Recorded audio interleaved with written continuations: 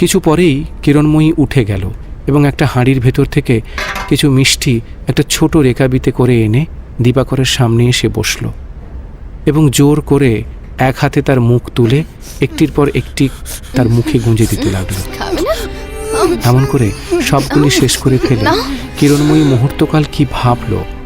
পরক্ষণেই নিচু হয়ে দিবাকরের ভেজা ঠোঁটে নিজের ঠোঁট ডুবিয়ে গভীর চুম্বন করে খিলখিল করে হেসে উঠল। এই বিষাক্ত চুম্বন এবং এই নিষ্ঠুর হাসি দিবাকর তার সমস্ত শক্তি একত্র করে সহ্য করল।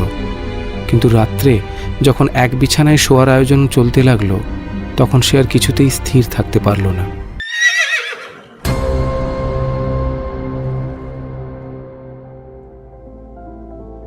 আপনারা শুনছেন দ্য ডার্ক হর্সেস। আমাদের আজকের নিবেদন শরৎচন্দ্র চট্টোপাধ্যায় প্রণীত চরিত্রহীন উপন্যাসের চতুর্থ পর্ব। এতদূর অবধি কী ঘটেছিল তা একটু মনে করিয়ে দিই। কলকাতার মেসে থাকে সতীশ, আর সেই মেসেরই ঝি সাবিত্রী বিধবা। তাদের মধ্যে একটি সম্পর্ক গড়ে ওঠে, কিন্তু সতীশের ভালোবাসাকে বারবার কঠোরভাবে প্রত্যাখ্যান করে সাবিত্রী। এই প্রত্যাখ্যানের জ্বালা নিয়ে সতীশ কলকাতা ছেড়ে চলে যায়। তবে সতীশ আবার ফিরে আসে উপেন্দ্রর সাথে। উপেন্দ্র তার বাল্যবন্ধু। উপেন্দ্রর বন্ধু হারানের রোগশয্যায় উপেন্দ্র আর সতীশ তাদের বাড়ি গিয়ে পৌঁছয়। সেখানে তাদের আলাপ হয় কিরণময়ীর সাথে। কিরণময়ীর সাথে সতীশের একটি দিদি ভাইয়ের সম্পর্ক গড়ে ওঠে। সতীশ কিরণময়ীর কাছে তার জীবনের সমস্ত দুঃখ, সাবিত্রীর প্রতি তার গভীর অনুরাগের কথা অকপটে স্বীকার করে। এরপর একদিন স্ত্রী সুরবালা এবং ভাই দিবাকরকে নিয়ে উপেন্দ্র গিয়ে হাজির হন সতীশের বাড়িতে, আর সেইখানেই তিনি মুখোমুখি হন সাবিত্রীর। এক অজানা কলঙ্কের আশঙ্কায় উপেন্দ্র সেইখান থেকেই বেরিয়ে আসেন সস্ত্রীক। তারপর সতীশ আর উপেন্দ্রর সম্পর্কে অবনতি ঘটে। সতীশের সাথে উপেন্দ্রর আর কখনো দেখা হয় না। অন্যদিকে হারানের মৃত্যু হয় এবং এই সময়ে কিরণময়ী উপেন্দ্রর প্রতি অনুরাগ অনুভব করে এবং এক সন্ধ্যায় সে উপেন্দ্রকে তার হৃদয়ের সমস্ত কথা জানায়। কিরণময়ীর সমস্ত কথা শুনেও উপেন্দ্র বিচলিত হন না এবং শেষ পর্যন্ত তিনি দিবাকরকে কিরণময়ীদের বাড়িতেই রাখবেন বলে স্থির করেন। তারপর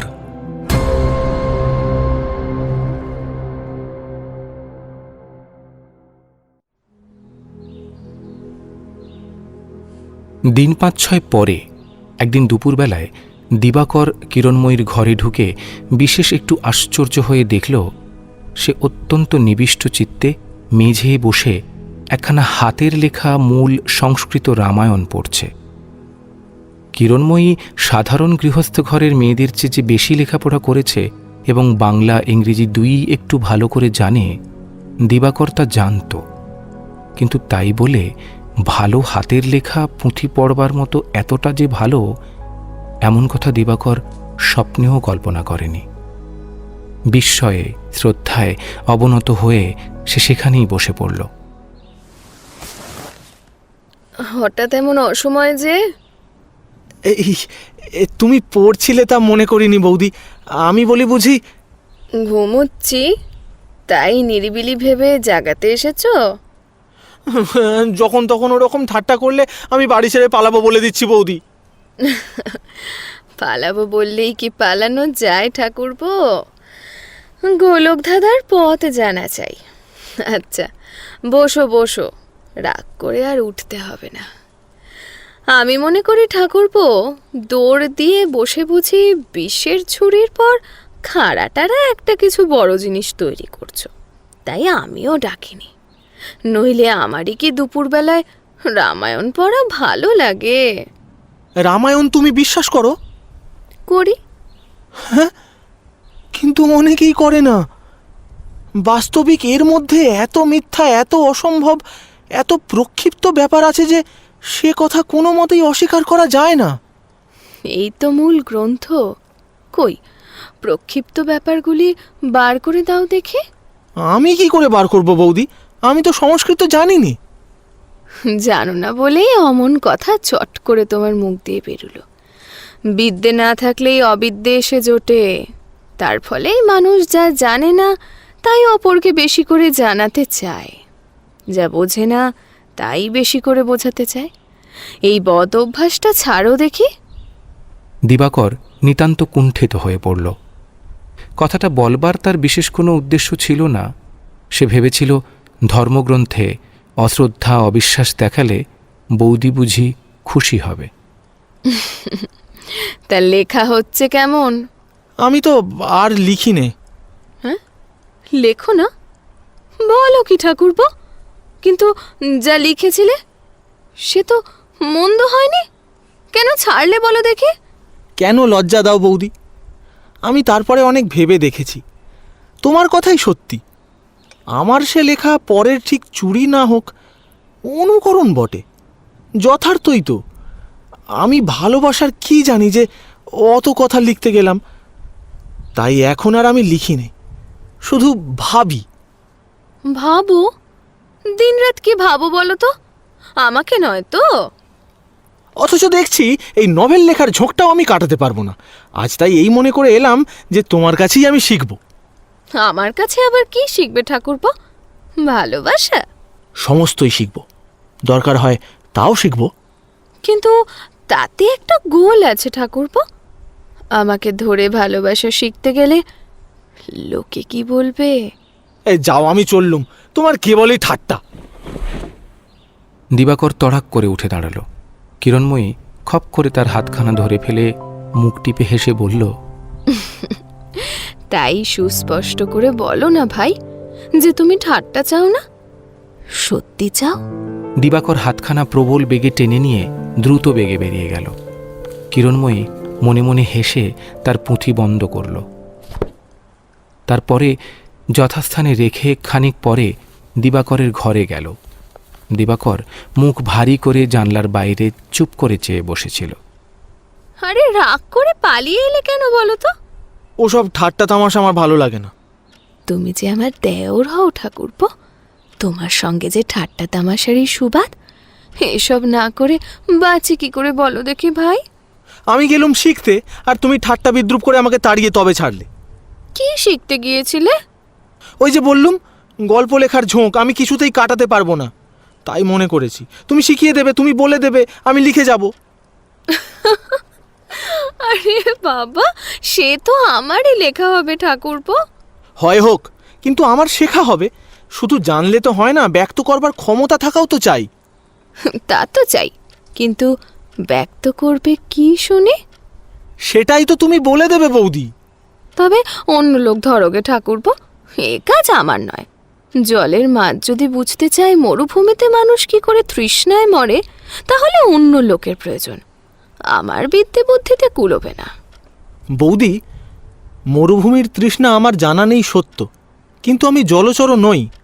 তোমাদের মতো ডাঙার উপরেই যখন আমারও বাস, তখন পিপাসার ধারণাটাও আছে।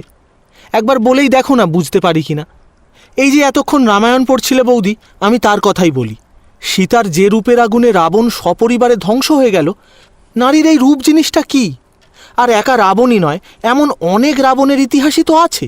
কবিরা বলেন রূপের পিপাসা, তুমিও সেই রকম উপমাই দিলে। তুমি মনে করো না বৌদি আমি তোমার সঙ্গে তর্ক করছি। আমি জানি তোমার পায়ের কাছে বসে আমি অনেক কিছু শিখতে পারি। আমি শুধু জানতে চাই, একে পিপাসা বলা হয় কেন? পায় নাকি ঠাকুরপো?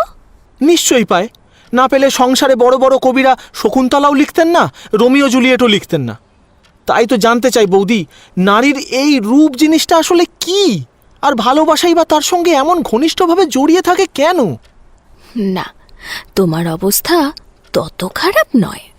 সব কথা যদি কেবল হেসেই উড়িয়ে দেবে বৌদি, তবে থাক, আমি আর কিছুই জিজ্ঞাসা করব না। আমি মূর্খ মেয়ে মানুষ ঠাকুরপো, এসব বড় বড় কথার কি জানি বলো তো যে রাগ করছো? আমি জানি বৌদি, তুমি ভয়ানক পণ্ডিত। তুমি ইচ্ছে করলে সব বিষয় আমাকে বুঝিয়ে দিতে পারো। পারি? আচ্ছা, তবে যদি বলি রমণীর রূপ একটা ভ্রম মাত্র, আসলে এটা কিছুই নয়, মরীচিকার মতো মিথ্যা, বিশ্বাস করবে? না, তার কারণ মরীচিকাও মিথ্যা নয়, সে যা তাই। আয়নাতে মানুষের ছায়া পড়ে, সেটা ছায়া, মানুষ নয়, এ তো জানা কথা। ছায়াকে মানুষ বলে ধরতে গেলেই ভুল করা হয়, কিন্তু রূপ তো সেরকম কোনো জিনিসের ছায়া নয়। সাপকে দড়ি বলে ধরতে চাওয়া ভুল, মরীচিকাকেও জল বলে ছুটে গিয়ে ধরতে চাওয়া ভুল, কিন্তু রূপের পিছনে মানুষ যে নিছক রূপের তৃষ্ণাতেই ছুটে যায় বৌদি। ঠাকুরপো, এইমাত্র আরশিতে ছায়া দেখার একটা উপমা দিয়েছিলে। যেদিন বুঝবে রূপটাও মানুষের ছায়া, মানুষ নয়, সেই দিনই শুধু ভালোবাসার সন্ধান পাবে। কিন্তু সে যাক, জিজ্ঞাসা করি, রূপের পিছনেই বা মানুষ ছুটে যায় কেন? তা জানি নে, ভ্রমরকে ছেড়েও গোবিন্দলাল রোহিণীর পিছনে ছুটে গিয়েছিল। এইটা আমার কাছে অত্যন্ত অদ্ভুত ঠেকে। কিন্তু তার ফল কি দাঁড়ালো? ফল যাই দাঁড়াক বৌদি, সে বিচারের ভার মানুষের হাতে নয়। রোহিণীর রূপ ছিল, গুণ ছিল না, কিন্তু রূপের সঙ্গে গুণ থাকলে গোবিন্দলালের কি হতো বলা যায় না। রূপ যে ছায়া নয়, এ কথা অন্তত নিঃসংশয় স্থির করে রেখো না। যাই হোক, জিজ্ঞেস করি ঠাকুরপো, এই সমস্ত তুমি নিজেই ভেবেছ, না কারো ভাবা কথা শুনে বলছো? না বৌদি, এ আমার নিজেরই কথা। ছেলেবেলা থেকে ভগবান আমাকে অনেক কথাই ভাববার সুবিধে দিয়েছেন। অথচ এত সুবিধাতেও রূপের তত্ত্ব খুঁজে পেলে না। কিন্তু আশ্চর্য এই যে সতীশ ঠাকুরপো একদিন আমাকে ঠিক এই কথাই জিজ্ঞাসা করেছিলেন, আরও একজন করেছিলেন, আর আজ তুমিও করছো। আমি ভাবছি, আমার রূপ দেখেই কি তোমাদের এই প্রশ্ন মনে আসে? আমাকে মাফ করো বৌদি, আমি জানতাম না। আরে বাবা, একাধবার নয় ভাই, তোমাকে 100 বার মাপ করলুম।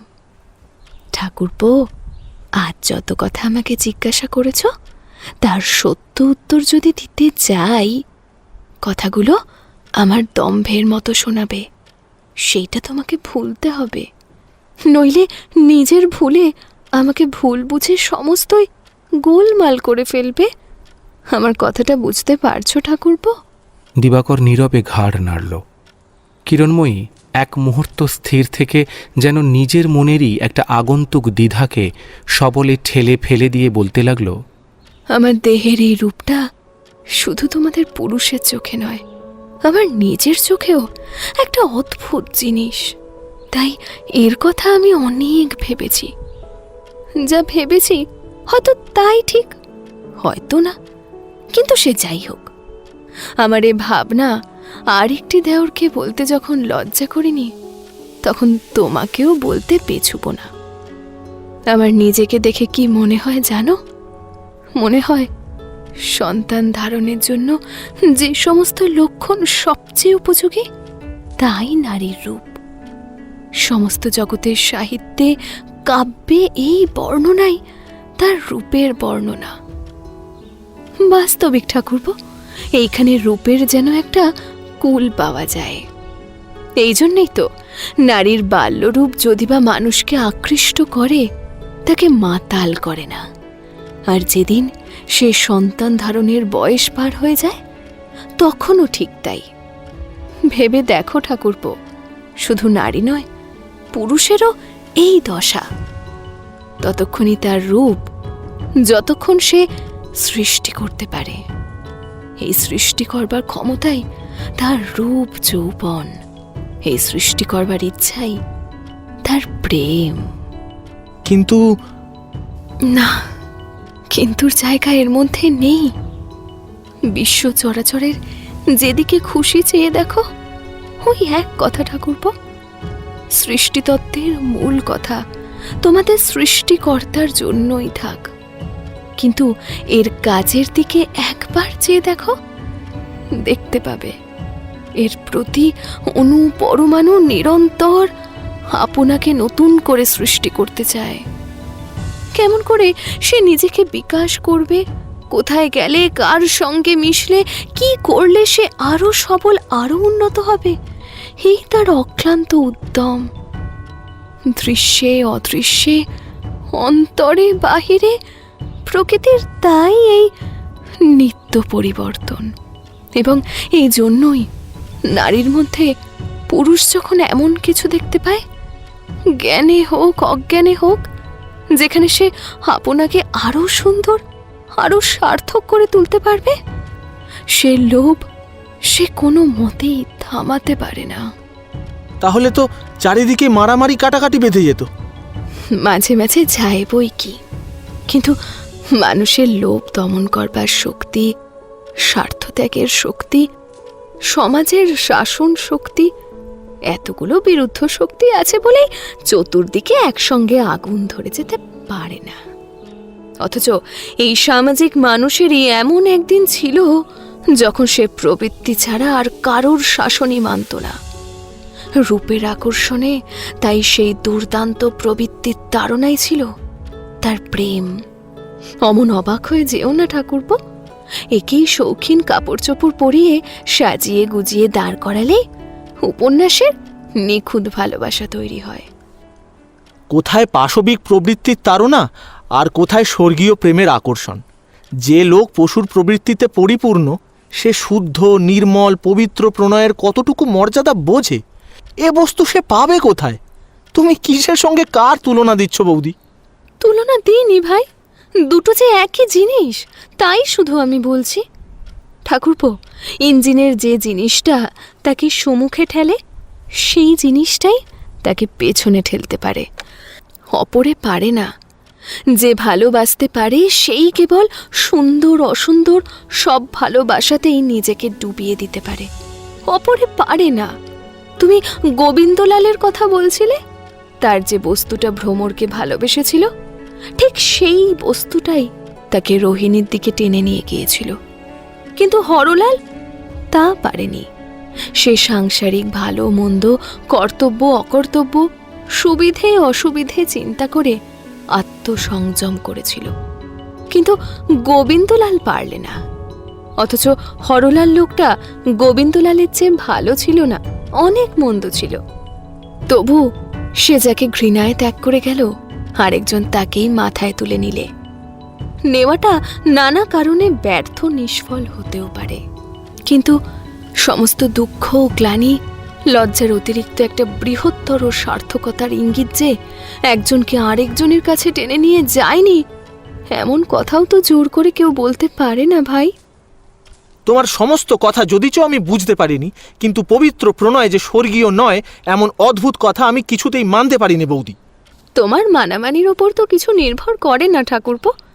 আমাদের এই দেহটিও তো নিতান্ত নশ্বর, একেবারে পার্থিব বস্তু, কিন্তু তাতে তো দুঃখের কারণ দেখিলে। শিশু ভূমিষ্ঠ হবার পর থেকে যতদিন না সে তার জড় দেহটার মধ্যে সৃষ্টি শক্তি সঞ্চয় করে, ততদিনে প্রেমের সিংহদ্বার তার সম্মুখে বন্ধই থাকে। সে সিংহদ্বার সে প্রবৃত্তির তাড়নাতেই ডিঙিয়ে যায়।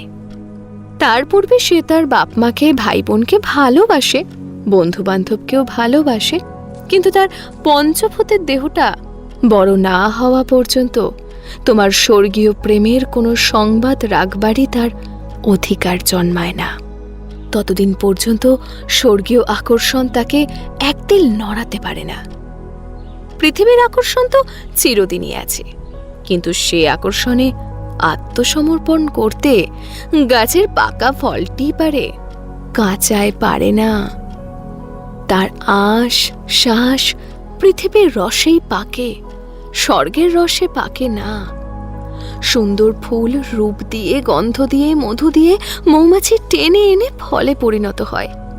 সেই ফল আবার ঠিক সময় মাটিতে পড়ে অঙ্কুরে পরিণত হয়। এই তার প্রকৃতি, এই তার প্রবৃত্তি, এই তার স্বর্গীয় প্রেম। বিশ্বজুড়ে এই যে অবিচ্ছিন্ন সৃষ্টির খেলা, রূপের খেলা চলেছে, স্বর্গীয় নয় বলে এতে দুঃখ করবার বা লজ্জা পাওয়ার তো কিছু নেই। অবশ্য অন্ধকারে ভূতের ভয়ে যদি চোখ বুজেই আরাম পাও, আমি চাইতে তোমাকে বলিনে, কিন্তু প্রবৃত্তির তাড়না চাইনে। স্বর্গীয় প্রেম উপভোগ করব। প্রেমের ব্যবসা অত সোজা নয়। পৃথিবীতে তবে পবিত্র প্রেম, ঘৃণিত প্রেম এ দুটো আছে কেন? তোমার তর্কটা ঠিক সতীশ ঠাকুরপোর মতো হলো। সংসারে ও দুটো থাকবার কথা বলেই আছে, মানুষের প্রবৃত্তি জিনিসটা যুক্তি নয় বলেই আছে। যাকে ঘৃণিত বলছো সেটা আসলে সুবুদ্ধির অভাব, অর্থাৎ যাকে ভালোবাসা উচিত ছিল না তাকেই ভালোবাসা। অসাবধানে গাছ থেকে পড়ে হাত পা ভাঙার অপরাধ মাধ্যাকর্ষণের উপর চাপানো, আর প্রেমকে কুৎসিত ঘৃণিত বলা সমান কথা। ঠাকুরপো, এমনি করেই সংসারে একের অপরাধ অপরের মাথায় চেপে যায়। তোমাকে পূর্বেই বলেছি, জীবের প্রতি অণু পরমাণু, প্রতি রক্তকণা নিজের উৎকৃষ্টতর পরিণতির মধ্যে বিকাশ করবার লোভ কোনো মতেই সংবরণ করতে পারে না। যে দেহে তার জন্ম, সেই দেহের মধ্যে যখন তার পরিণতির নির্দিষ্ট সীমা শেষ হয়ে যায়, তখন সেই তার যৌবন। তখনই শুধু সে অন্য দেহ সংযোগে অধিকতর সার্থক হবার জন্য শিরায় উপশিরায় বিপ্লবের যে তাণ্ডব সৃষ্টি করে, তাকেই পণ্ডিতদের নীতিশাস্ত্রে পাশবিক বলে গ্লানি করা হয়। তাৎপর্য না বুঝতে পেরেই হতবুদ্ধি বিজ্ঞের দল একে ঘৃণিত বলে, বিভৎস বলে সান্ত্বনা লাভ করে। কিন্তু আজ তোমাকে আমি নিশ্চয় বলছি ঠাকুরপো, এত বড় আকর্ষণ কোনো মতেই অমন হেও অমন ছোট হতে পারে না।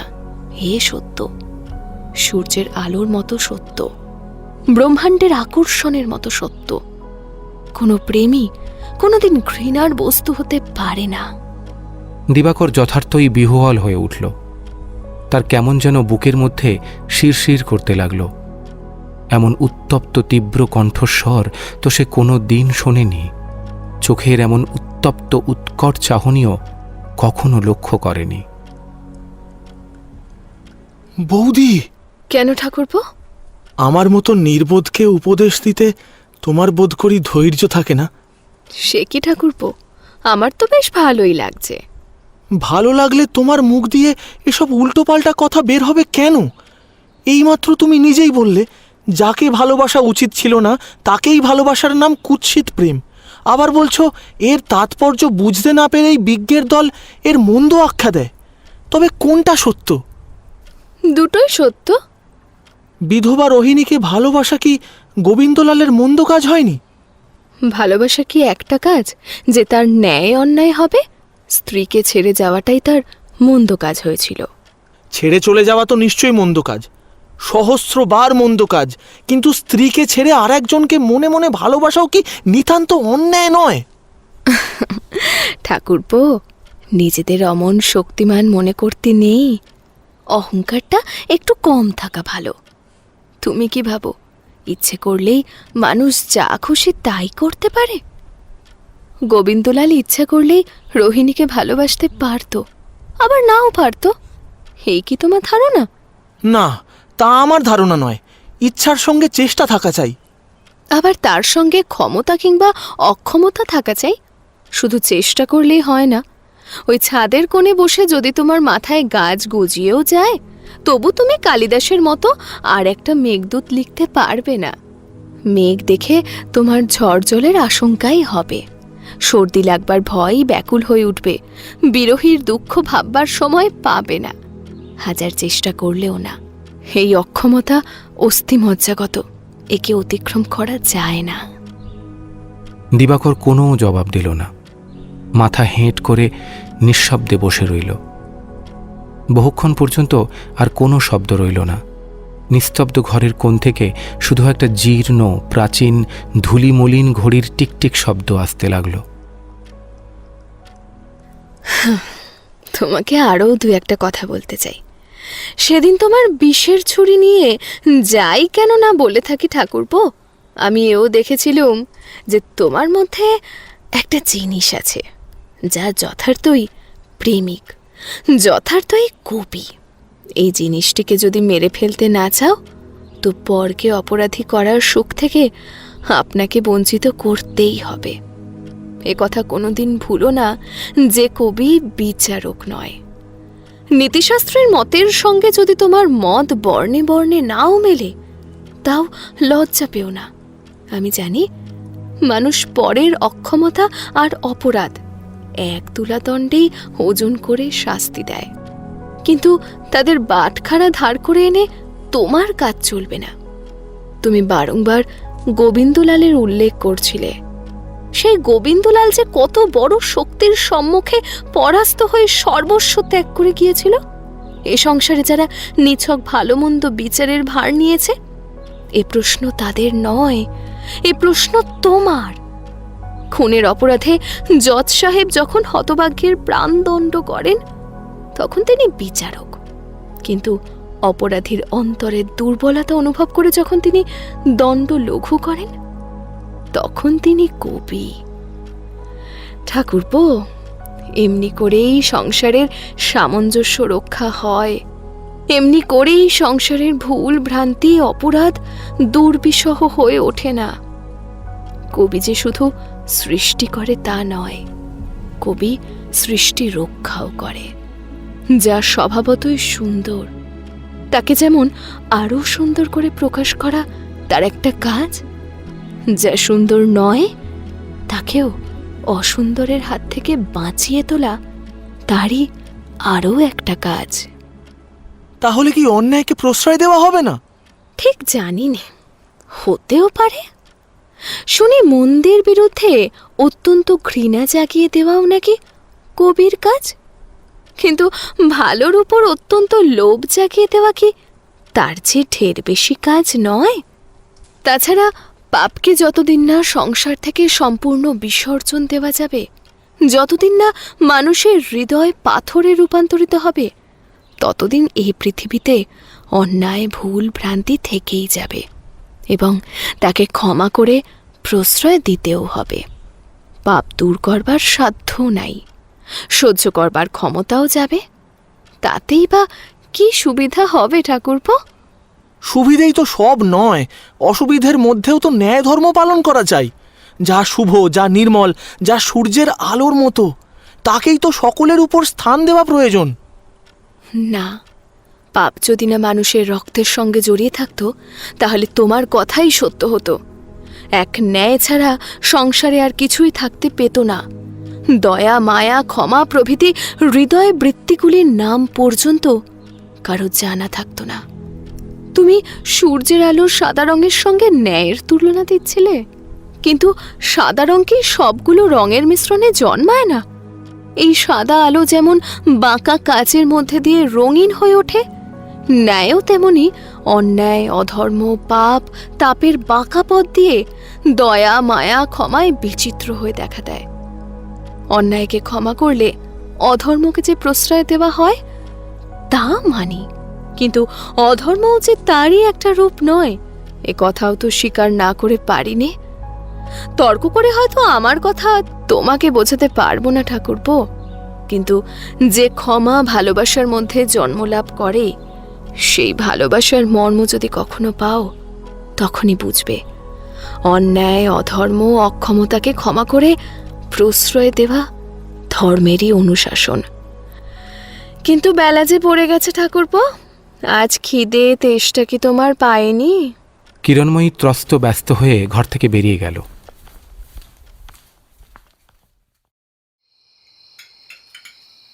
সন্ধ্যার পর দিবাকর খাবার খেতে বসে আস্তে আস্তে বলল,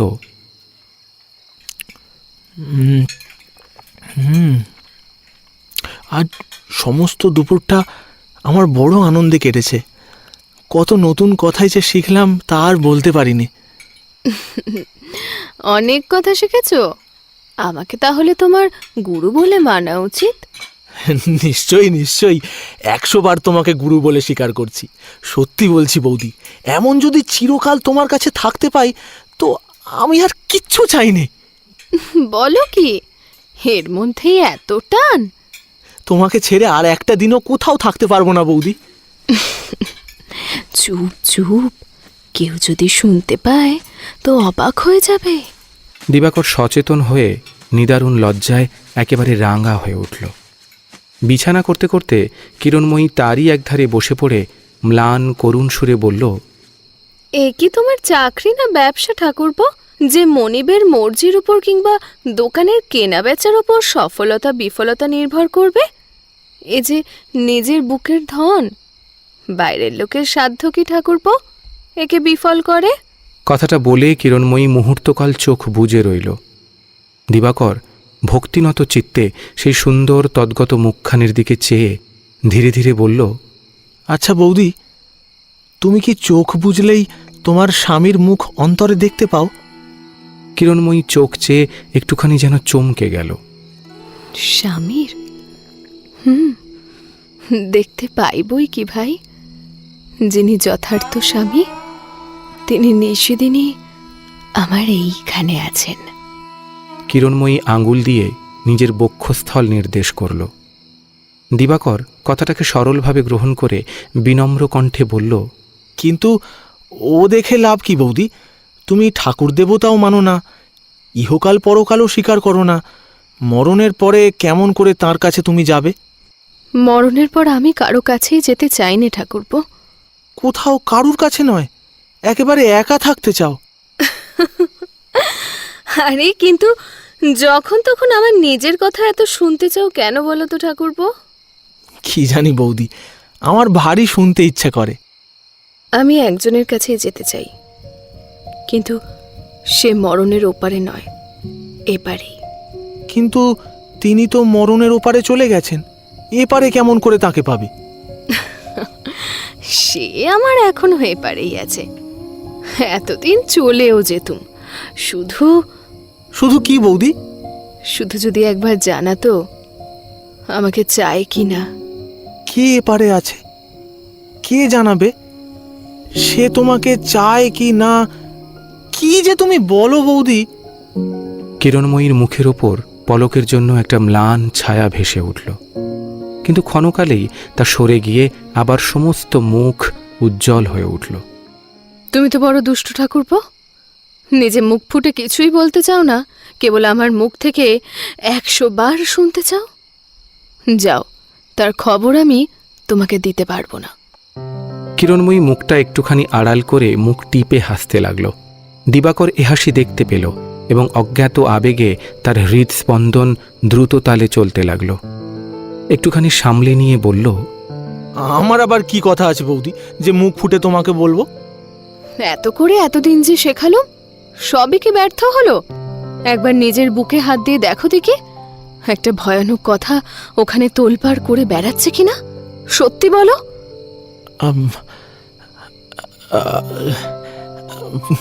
কি কি কথা, কি শেখালে তুমি? অবাক করলে ঠাকুরপো, এই বয়সেই কি অভিনয় করতেই শিখেছো? কিন্তু তুমি মুখ ফুটে না বললে আমিও বলছি নে, এতে আমারই বুক ফাটুক আর তোমারই বুক ফেটে যাক। হঠাৎ হেঁট হয়ে দিবাকরের দাড়িটা হাত দিয়ে একবার নেড়ে দিয়ে ঘর থেকে দ্রুত পায়ে বেরিয়ে গেল। দিবাকর স্তব্ধ হয়ে বসে রইল। কিরণময়ী এ পর্যন্ত তাকে কতবার কত প্রকারে পরিহাস করেছে, স্পর্শ করেছে, কিন্তু আজকের এই পরিহাস, এই স্পর্শ তার কানের ভিতর দিয়ে সর্বাঙ্গে স্নায়ু শিরায় যেন প্রজ্বলিত তড়িৎ প্রবাহ সঞ্চারিত করে দিয়ে গেল। নিজের দেহের প্রত্যেকটি রক্তবিন্দুর এত বড় আশ্চর্য দ্রুত বেগ সে কখনো অনুভব করেনি।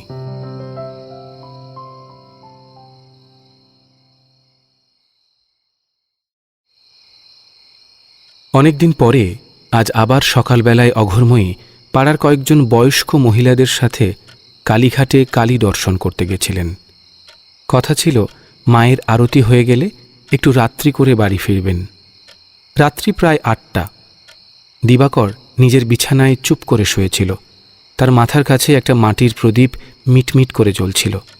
সেই অল্প আলোয় যে দুর্গেশনন্দিনী বইখানা সে পড়ছিল, সেখানা মুখের ওপর চাপা দিয়ে বোধ করি বা মনে মনে সে আয়েশার কথাই চিন্তা করছিল।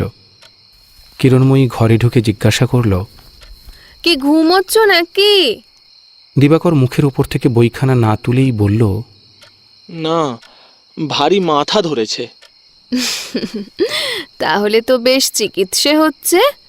মাথার ওপর আলো জেলে রাখলে কি মাথা ছাড়ে নাকি ঠাকুরপো? বইটা কালই ফিরিয়ে দিতে হবে, তাই শেষ করে ফেলছি। চোখ বুজে আয়েশাকে ভাবলে বই শেষ হবে না ভাই, চোখ চেয়ে পড়তে হবে। তা না হয় খেয়ে দেই শেষ করো। এখন চলো, খাবার জুড়িয়ে যাচ্ছে। এখন থাক বৌদি, মাসিমা আসুন তারপর খাবো। তারা কতক্ষণে ফিরবেন তার কি ঠিক আছে ঠাকুরপো? আজ আমার নিজের শরীরও ভালো না, মনে করছি তার ঘরে খাবার ঢাকা দিয়ে রেখে একটু শোবো। ওঠো, তোমাকে খাইয়ে দিই গে। কিরণময়ী কাছে এসে বইখানা দিবাকরের মুখের ওপর থেকে তুলে নিয়ে অদূরে রাখা দিবাকরের লোহার তোরঙ্গটার ওপর গিয়ে বসে আবার তাকে তাড়া দিল। ওঠো না গো। আমার উঠতে ইচ্ছে করছে না বৌদি, তার চেয়ে বরং একটা গল্প করো, আমি শুনি। শুধু গল্প শুনে তো পেট ভরে না ঠাকুরপো, সময় খেতেও হয়, কি বলো? আচ্ছা বৌদি, আমার নাওয়া খাওয়া শোয়া এসব নিয়ে তোমার এত মাথা ব্যথা কেন? কেন জানো না? না বললে কেমন করে জানবো? এটি তোমার মিছে কথা ভাই, না বললেও জানা যায়, আর তুমিও ঠিকই জানো। দিবাকরের মুখ চোখ লজ্জায় রাঙা হয়ে উঠল। সে কিছুক্ষণ চুপ করে পড়ে থেকে হঠাৎ কেমন যেন একটা উদাস করুণ সুরে কথা বলল। আচ্ছা বৌদি, একটা কথা জিজ্ঞাসা করব? একটা কেন ভাই, 100টা করো, কিন্তু আগে খেয়ে দিয়ে আমাকে ছুটি দাও, তারপর না হয় সারা রাত ধরে তোমার কথার জবাব দেব। কেমন, রাজি? বেশ তো বৌদি, তুমি বুঝি ওই শক্ত বাক্সটার উপর সমস্ত রাত বসে আমার কথার জবাব দেবে? ওইটার ওপর বসলে যদি তোমার ব্যথা লাগে ঠাকুরপো, না হয় তোমার নরম বিছানার উপরেই উঠে বসবো, কেমন? তাহলে তো আর ক্ষোভ থাকবে না। দিবাকরের কান পর্যন্ত লাল হয়ে উঠল। সে লজ্জায় পাশ ফিরে শুল। কিরণময়ী উঠে কাছে এসে বলল, না ওঠো তো, আমাকে ছুটি দাও, আর পাশ ফিরে শুতে হবে না, ওঠো। আমি এখান থেকে শুনতে পাচ্ছি বৌমা, তুমি পাও না গা? মাঝে নিচে ডাকাডাকি করছেন। আসপদ্দা তো কম নয়ছি, আমি গিয়ে দোর খুলে দেব? তুই পারিস নে? আমার হাত জোড়া, তাই বলা বৌমা। ঝি বকতে বকতে দুম দুম করে নিচে নেমে গেল। দরজা খুলতেই অঘোরময়ী বলে উঠলেন, তোরা কি সব কানের মাথা খেয়েছিস? এই যে 8 ঘন্টা ধরে কলা নাড়ছি আমরা। কানের মাথা চোখের মাথা না খেলে কি আর তোমার বাড়ি থেকেও চাকরি করতে আসে না? এবার চোখ কানবালা কাউকে রাখো গে মা, আমাকে জবাব দাও। রান্নাঘর থেকে আমি সদর দরজাটা শুনতে পাবো না। বৌমা কোথায়? দেওরকে নিয়ে সারাদিন সোহাগ হচ্ছে, আর কি হবে? ওই যে দোর খুলে দিতে বলেছিলাম বলে আমার চোখ রাঙিয়ে আসপর্দা দেখিয়ে দিলে। ও মা, এ যে বড় বাবু। উপিন, আয় বাবা, ওপরে আয়। চলো মাসিমা, যাচ্ছি। উপেন্দ্র অঘোরময়ীর পেছন পেছন সিঁড়ি দিয়ে ওপরে উঠতে লাগল, কিন্তু সমস্ত কথাই তার কানে গেছিল। ওপরে এসে অঘোরময়ী তীব্র কণ্ঠে ডাক দিলেন, কোথায় আছো? একবার বার হও না বৌমা, উপিন এসেছে যে। অন্ধকার ঘরে কিরণময়ীর বুকের ভেতরটা ধড়াস করে উঠল এবং বিছানার মধ্যে দিবাকরের সর্বাঙ্গ শিথিল হিম হয়ে গেল। গেলে কোথায়? একখানা মাদুর টাদুর পেতে দাও না বৌমা, উপিন দাঁড়িয়ে থাকবে নাকি গো? কিরণময়ী বাইরে এসে বারান্দায় একখানা মাদুর পেতে দিল। তার মুখ দিয়ে কোনো কথা বেরোল না। উপেন্দ্র কাছে এসে প্রণাম করলেন। ভালো আছেন বৌঠান? কিরণময়ী নিজেকে সামলে ঘাড় নেড়ে উত্তর করল, কিন্তু কণ্ঠস্বর শুনে উপেন্দ্র আশ্চর্য হয়ে গেল। গলার মধ্যে কোথাও যেন লেশমাত্র রস নেই, এমনই শুষ্ক, এমনই নীরস। হ্যাঁ, তুমি কেমন ঠাকুরপো? বউ ভালো আছে? খবর না দিয়ে এমন হঠাৎ যে? মক্কেলের পয়সায় আসা বৌঠান, আবার কাল বিকেলেই ফিরে যেতে হবে। কালীঘাটের দরকার সেরে বেরিয়েই দেখি মাসিমা, সেই পর্যন্ত সঙ্গে সঙ্গে ঘুরছি। দিবাকরের খবর কি বলুন তো? সে না দেয় চিঠিপত্র, না দেয় একটা খবর। বেরিয়েছে বুঝি? মাথা ধরেছে বলে শুয়েছেন, কি জানি, বোধ করি ঘুমিয়ে পড়েছেন। অঘোরময়ীর মেজাজ আজ ভালো ছিল না। একে তো গৃহবধূর দোষ দেখাতে পারলে সে সুযোগ তিনি কোনো দিন ছাড়তেন না। তাতে দিবাকরের প্রতিও তার চিত্ত প্রসন্ন ছিল না। সকালে তাকে সঙ্গে করে কালীঘাটে যেতে চেয়েছিলেন, কিন্তু কাজের অছিলায় দিবাকর অস্বীকার করেছিল। এই তো তুমি তার ঘর থেকেই বেরোলে বৌমা, সে ঘুমোচ্ছে কিনা তাও জানো না? না, জানি না। দিবাকর, দিবাকর, ঘুমিয়েছিস? সে জেগেই ছিল। এ আহ্বান উপেক্ষা করতে পারল না। সাড়া দিয়ে ধীরে ধীরে বাইরে এসে দাঁড়াল। কখন এলে ছোটদা? সকালে। তোর মাথা ধরেছে নাকি? সামান্য। মাথা ধরবে না বাচ্চা? প্রথম প্রথম তবু যা হোক একটু ঘুরে ফিরে আসতে, এখন একেবারে বাড়ির বাড়ি হও না। সকালে বললুম, দিবু আমার সঙ্গে একবার কালীবাড়ি চল তো বাছা। না মাসিমা, কাজ আছে। তোমার কি কাজ ছিল বলো তো বাপু? চিঠিপত্র লেখাও বন্ধ করেছিস, কোন কলেজে ভর্তি হলি? কলেজ খুললেই ভর্তি হব, এখনো হয়নি। খুললে ভর্তি হব, এখনো হয়নি? 16-17 দিনের বেশি সমস্ত কলেজ খুলে গেছে, তাও বুঝি তুই জানিস না? দিবাকরের মুখখানা কাগজের মতো সাদা হয়ে গেল। সে কাঠের মূর্তির মতো দাঁড়িয়ে রইল। কি করে খবর জানবে উপিন? দুজনের কি যে রাত দিন ফষ্টি নষ্টি হাসি তামাশা ফুসফুস গল্প গুজব হয় তা ওরাই জানে। আমি বারবার বলি, বৌমা ও পরের ছেলে, লেখাপড়া করতে এসেছে, ওর সঙ্গে অষ্টপ্রহর অত কেন? হলোই বা দেওর, বউ মানুষের সমস্ত ছেলের কাছে একটু সরম বরম থাকবে না? তা কে কার কথা শোনে? তুই বসে আছিস উপিন তাই, নইলে এতক্ষণে এসে আমার চুলের মুঠি ধরতো। ও আমার এমনই নক্কি বউ। আমি দিব্যি করে বলতে পারি উপিন, সমস্ত দোষ ওই হতভাগীর। কিরণময়ী নীরবে অদূরে দাঁড়িয়েছিল, একটি কথারও জবাব দিল না। ধীরে ধীরে রান্নাঘরের দিকে চলে গেল। ও গো বড় মানুষের মেয়ে, বাচ্চা আমার সারাদিন উপসী, কিছু খাওয়া দাওয়ার উদ্যোগ করো গে। অমন করে চলে গেলে তো হবে না। তাই তো যাচ্ছি মা। পালিও না যেন ঠাকুরপো। আমার খান কতেক লুচি ভেজে আনতে 10 মিনিটের বেশি লাগবে না। ছোট ঠাকুরপো, তোমাকে অমনি দিয়ে দিকে রান্নাঘরে এসো। মা, ঝিকে একবার দোকানে পাঠিয়ে দেব, ঠাকুরপোর জন্য কিছু মিষ্টি কিনে আনবে। অঘরময়ী এবং উপেন্দ্র কেউই তার জবাব দিতে পারল না। এই বউটির অপরিমেয় সংযম এবং অসীম অহংকার যেন একই কালে বুদ্ধির অতীত হয়ে এদেরকে কিছুক্ষণের জন্য নির্বাক বজ্রাহত প্রায় করে রাখল।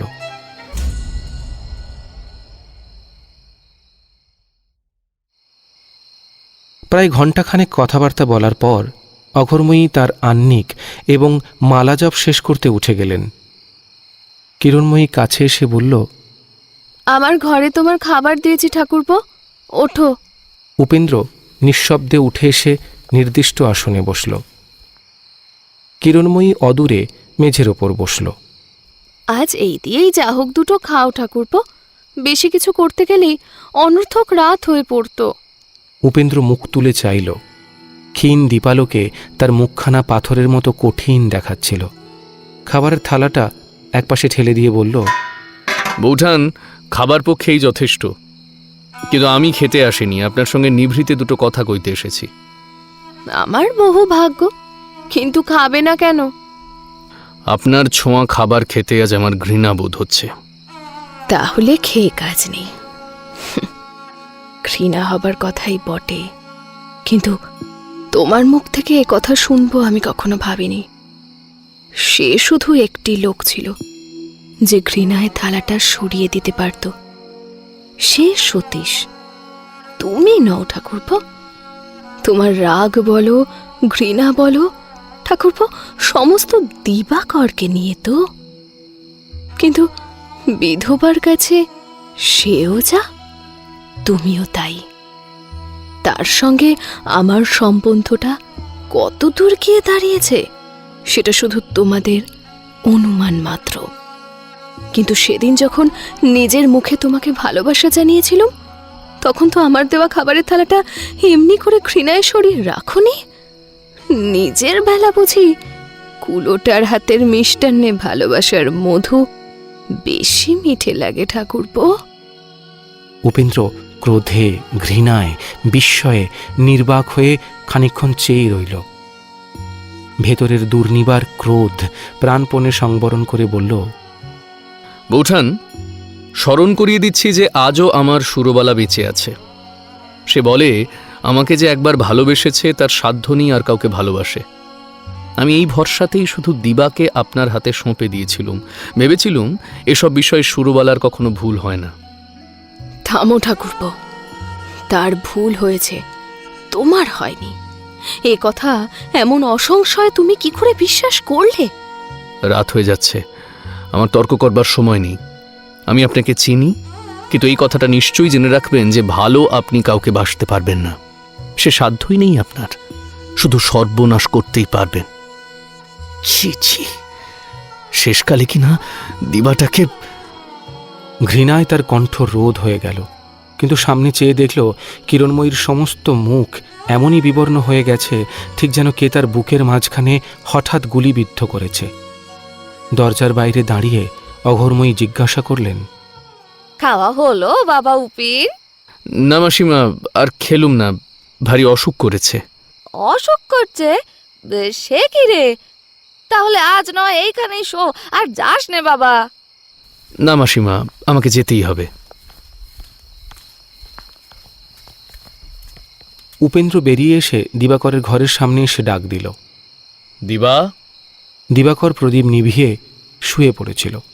তার অন্তরের কথা শুধু অন্তর্যামীই জানছিলেন।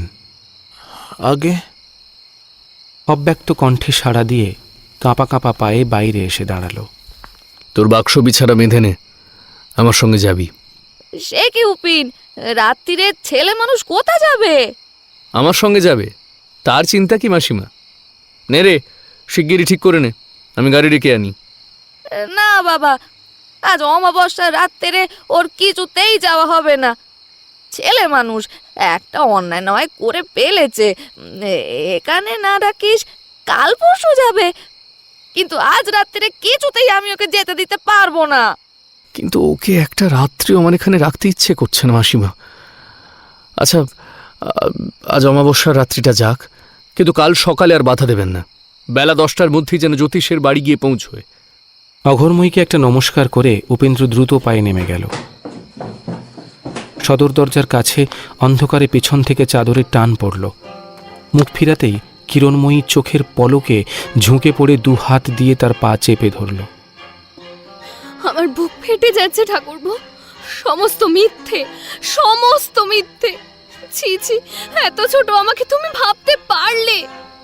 চুপ করুন, অনেক অভিনয় করেছেন, আর না। নাস্তিক, অপবিত্র, ভাইপা।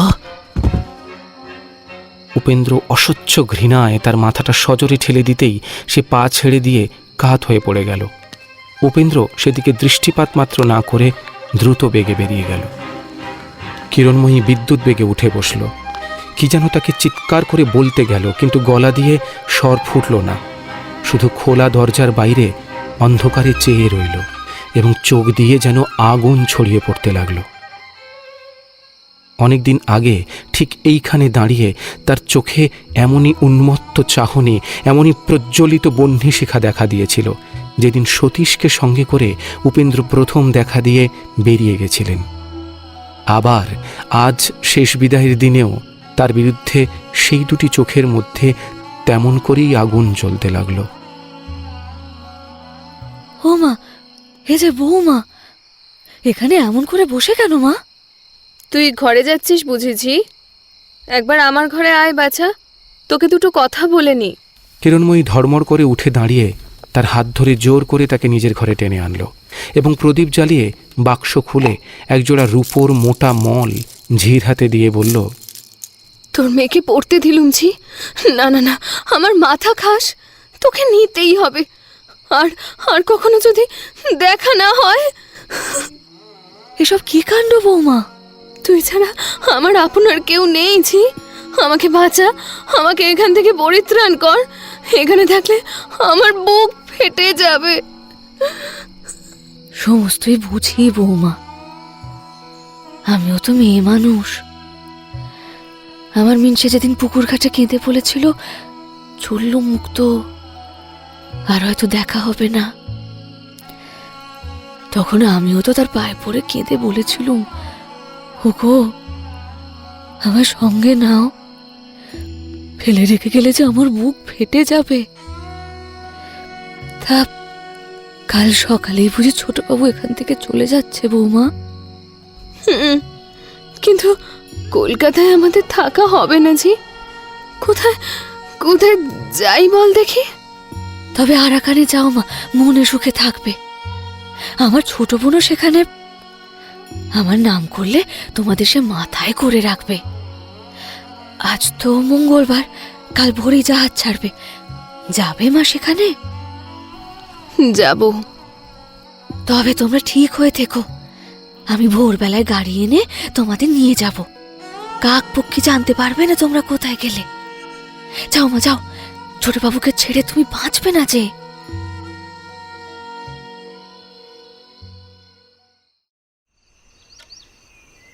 ঠাকুরপো, রাত্রি বোধ করি তখন ভোর হয়ে গেছে। দিবাকর চমকে উঠে বসল। ঠিক সামনেই কিরণময়ী দাঁড়িয়ে। এ কি বৌদি যে? হ্যাঁ ঠাকুরপো, আমি। ঠাকুরপো, আমাকে ছেড়ে নাকি তুমি যাবে?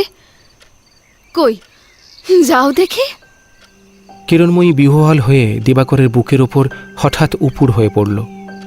প্রত্যুত্তরে দিবাকর একটা কথাও বলতে পারল না, শুধু তার দু চোখ জলে ভরে গেল।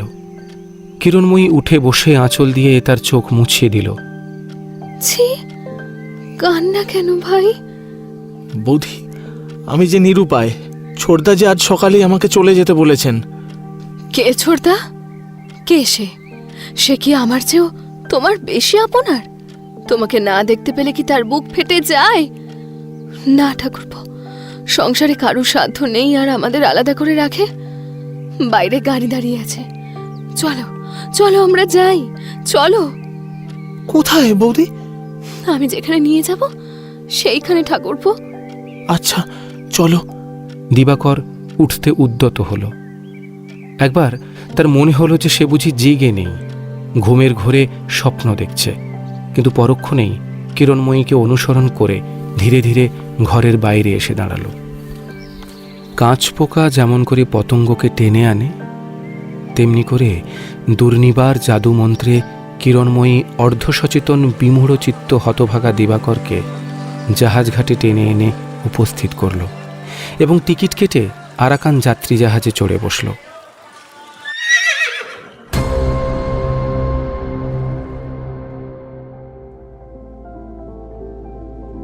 শুনছেন শরৎচন্দ্র চট্টোপাধ্যায় প্রণীত চরিত্রহীন উপন্যাসের চতুর্থ পর্ব। আমাদের পরিবেশনা কেমন লাগছে আপনাদের অবশ্যই আমাদের কমেন্ট বক্সে লিখে জানাবেন। আর ভালো লাগলে অবশ্যই চ্যানেলটা সাবস্ক্রাইব করে বেল আইকন প্রেস করে রাখবেন। আর প্রতি রবিবার ঠিক দুপুর 1টায় শুনতে ভুলবেন না দ্য ডার্ক হর্সেস, গল্পের দুপুর, গল্পের আড্ডা। তাহলে আবারও ফিরে যাই আমাদের পরিবেশনায়।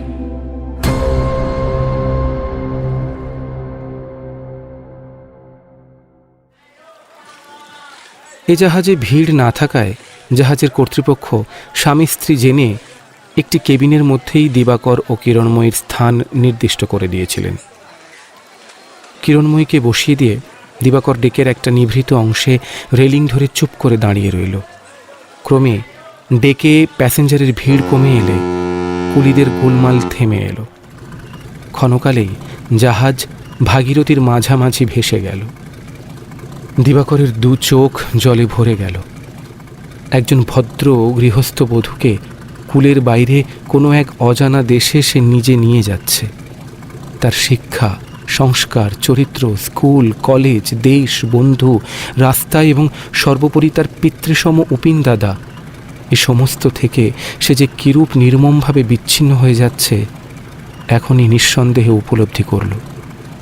তার উপিনদাদার মনের ভাবটা এই খবরে যে ঠিক কী হবে তা মনে করতে গিয়েই তার হৃৎস্পন্দন থেমে যেতে চাইল। সেইখানে দুই হাঁটুর মধ্যে মুখ ঢেকে বসে পড়ল এবং এক নিমেষে তার অদম্য চোখের জল ঝরঝর করে ঝরে পড়ল। এমন সময় কিরণময়ী তার পাশে এসে দাঁড়ালো এবং মাথায় হাত রেখে মিহাদ্র কণ্ঠে বলল, ঠাকুরপো, একবারটি ঘরে এসো। বহু চেষ্টায় ও বহুক্ষণে দিবাকর তার চোখের জল শুকনো করে মাথা নিচু করে উঠে দাঁড়ালো এবং ধীরে ধীরে কিরণময়ীকে অনুসরণ করে কেবিনের মধ্যে এসে উপস্থিত হল। কিরণময়ী দরজা বন্ধ করে দিবাকরকে নিজের পাশে বসিয়ে তার দুহাত নিজের হাতের মধ্যে নিয়ে অত্যন্ত করুণ কণ্ঠে জিজ্ঞাসা করল, কাঁদছিলে কেন ভাই? প্রশ্ন শুনে দিবাকরের চোখের জল আবার গড়িয়ে পড়ল। কিরণময়ী আঁচল দিয়ে তা মুছিয়ে দিয়ে বলল, সত্যি করে বলো দেখি ঠাকুরপো, তুমি আমাকে ভালোবাসো কি না? দিবাকর কিছুই বলতে পারল না। নিতান্ত ছেলে মানুষের মতো আকুলভাবে কাঁদতে লাগল। কিরণময়ী তাকে নিজের বুকের ওপর টেনে নিয়ে চেপে ধরে রাখল এবং ধীরে ধীরে তার মাথায় হাত বুলিয়ে নিঃশব্দে সান্ত্বনা দিতে লাগল। এমন করে বহুক্ষণ কাটল।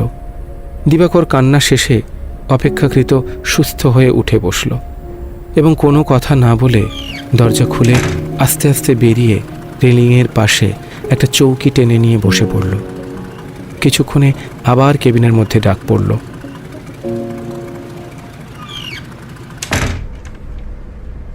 বেলা অনেক হলো, স্নান করে এসো।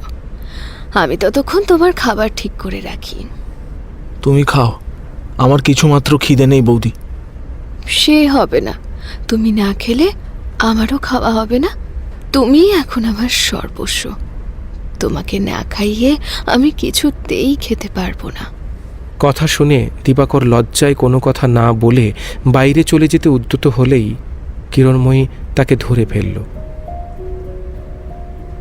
এই যে সপ্তরথীর বুহো ঠাকুরপো, পালাচ্ছ কোথায়? প্রবেশের পথ আছে, কিন্তু বার হবার পথ কি সবাই জানে? যদি সে ইচ্ছেই ছিল, এ বিদ্যে তোমার উপিনদার কাছ থেকে শিখে নাওনি কেন? তামাশা নয় ঠাকুরপো, আমার অবাধ্য হয়েও না। স্নান করে এসে কিছু খাও, তারপর বাইরের রেলিং ধরে যত খুশি কাঁদো, আমি আপত্তি করব না। কিন্তু এও বলে রাখি ঠাকুরপো, চোখের জল এরপরে বিস্তর প্রয়োজন হবে। অপ্রয়োজনে বাজে খরচ করে তখন যেন আফসোস করতে না হয়। দিবাকর জবাব দিল না। আগামী দিনের এই নিষ্ঠুরতম পরিণামের ইঙ্গিত নতশিরে বহন করে স্নানের জন্য চুপ করে বেরিয়ে গেল। কিরণময়ীও স্তব্ধ হয়ে বসে রইল। তার বিদ্রূপের শুল শুধু দিবাকরকেই বিদ্ধ করল না, তা সহস্র গুণ হয়ে নিজের বুকের মধ্যে ফিরে এলো।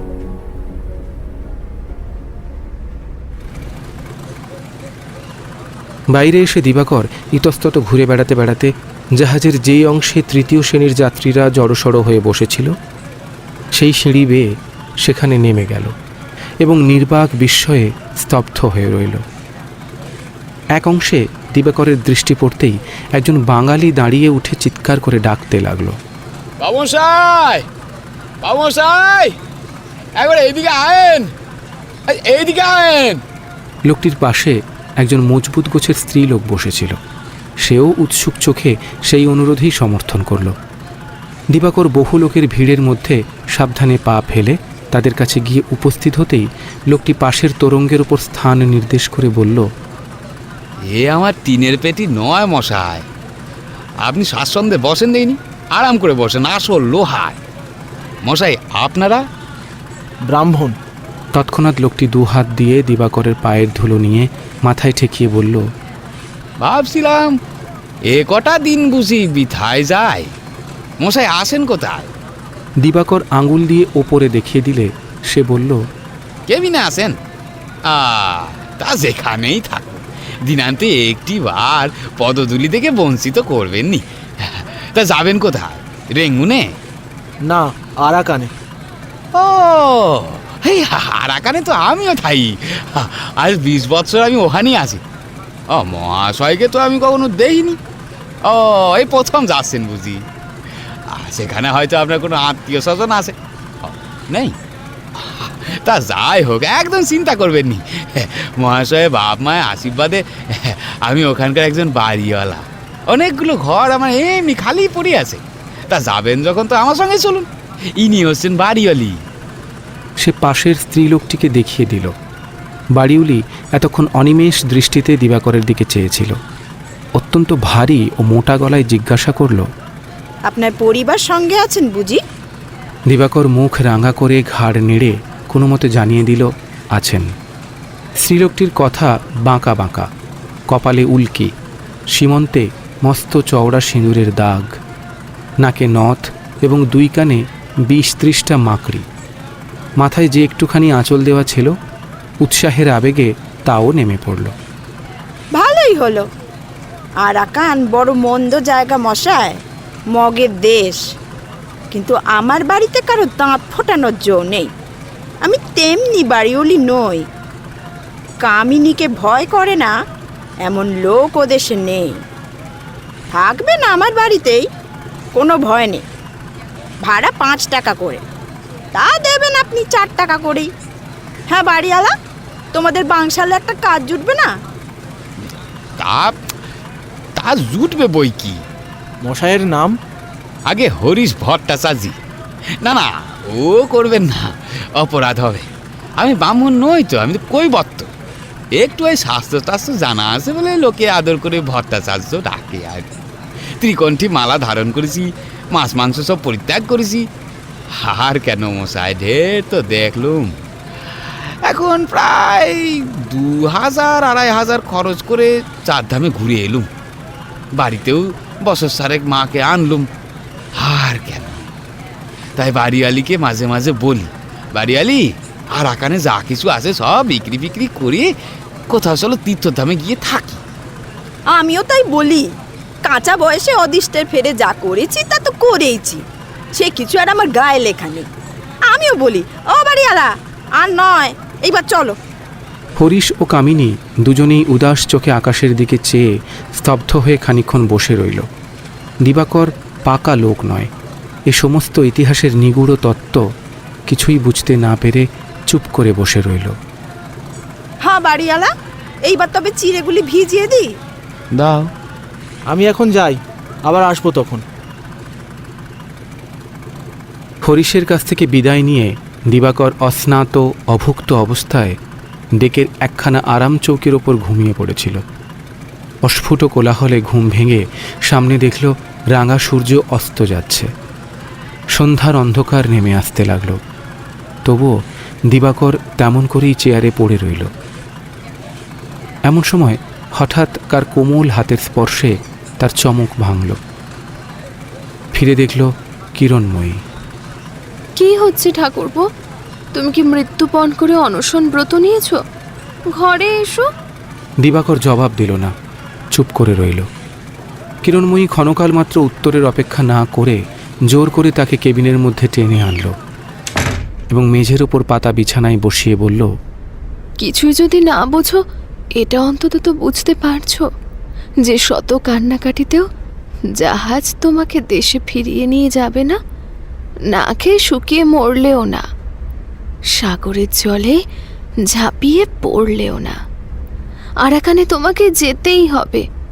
তবে কেন মিছে নিজে শুকিয়ে আমাকে শুকোচ্ছ? যা দিই, যা পারো খাও। তারপরে জাহাজ যখন আরাকানে পৌঁছবে, যেখানে খুশি নেবে যেও, যখন খুশি ফিরে এসো। তোমার দিব্যি করে বলছি ঠাকুরপো, আমি বাধা দেব না। বলতে বলতেই কিরণময়ীর কণ্ঠস্বর উগ্র এবং ক্ষুৎপিপাসাতুর দুচোখ আগুনের মতো দীপ্ত হয়ে উঠল। দিবাকর মুখ তুলে মুগ্ধের মতো চেয়ে রইল। আজ এতদিন পরে তার মনে হলো যবনিকার অন্তরালে সে যেন সত্য বস্তুটির দেখা পেয়ে গেল হঠাৎ। কিরণময়ীর সুন্দর দুচোখের বাসনাদীপ্ত বুভুক্ষ দৃষ্টির মাঝে আর যাই থাক না কেন, তার জন্য সেখানে এক বিন্দু ভালোবাসা নেই।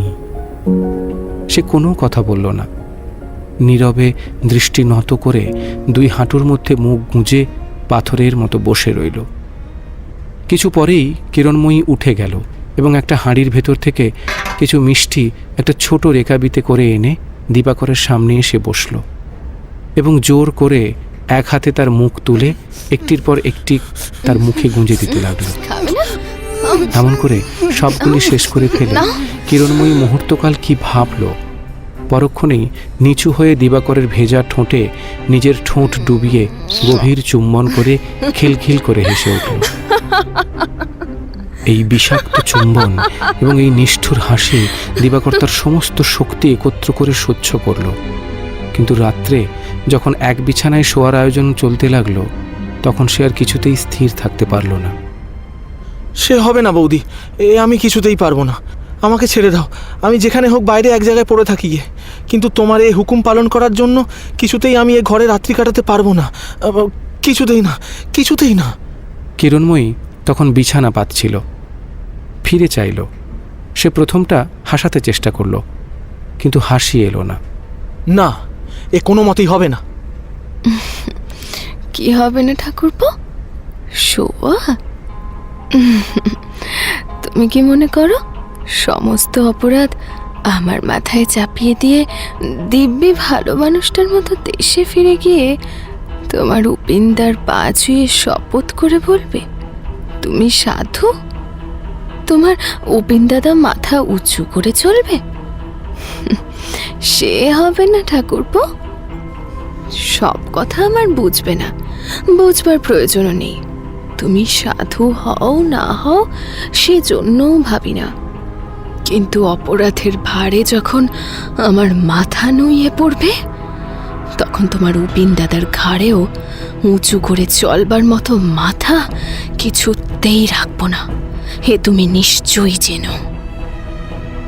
সে আবার তার বিছানা করতে লাগলো এবং অদূরে গদিয়াটা বেঞ্চের ওপর দিবাকর আড়ষ্ট হয়ে মাথা নিচু করে চুপ করে বসে রইল। রাত্রে দুজনে পাশাপাশি শুয়ে পড়ল। অদৃষ্টের ফেরে সর্বস্ব দান করে হরিশ্চন্দ্র যেমন করে চণ্ডালের হাতে নিজেকে সমর্পণ করেছিলেন, তেমনি ঘৃণায় দিবাকর কিরণময়ীর বিছানায় আত্মসমর্পণ করল। কিন্তু এই বিতৃষ্ণা কিরণময়ীর অগোচর রইল না।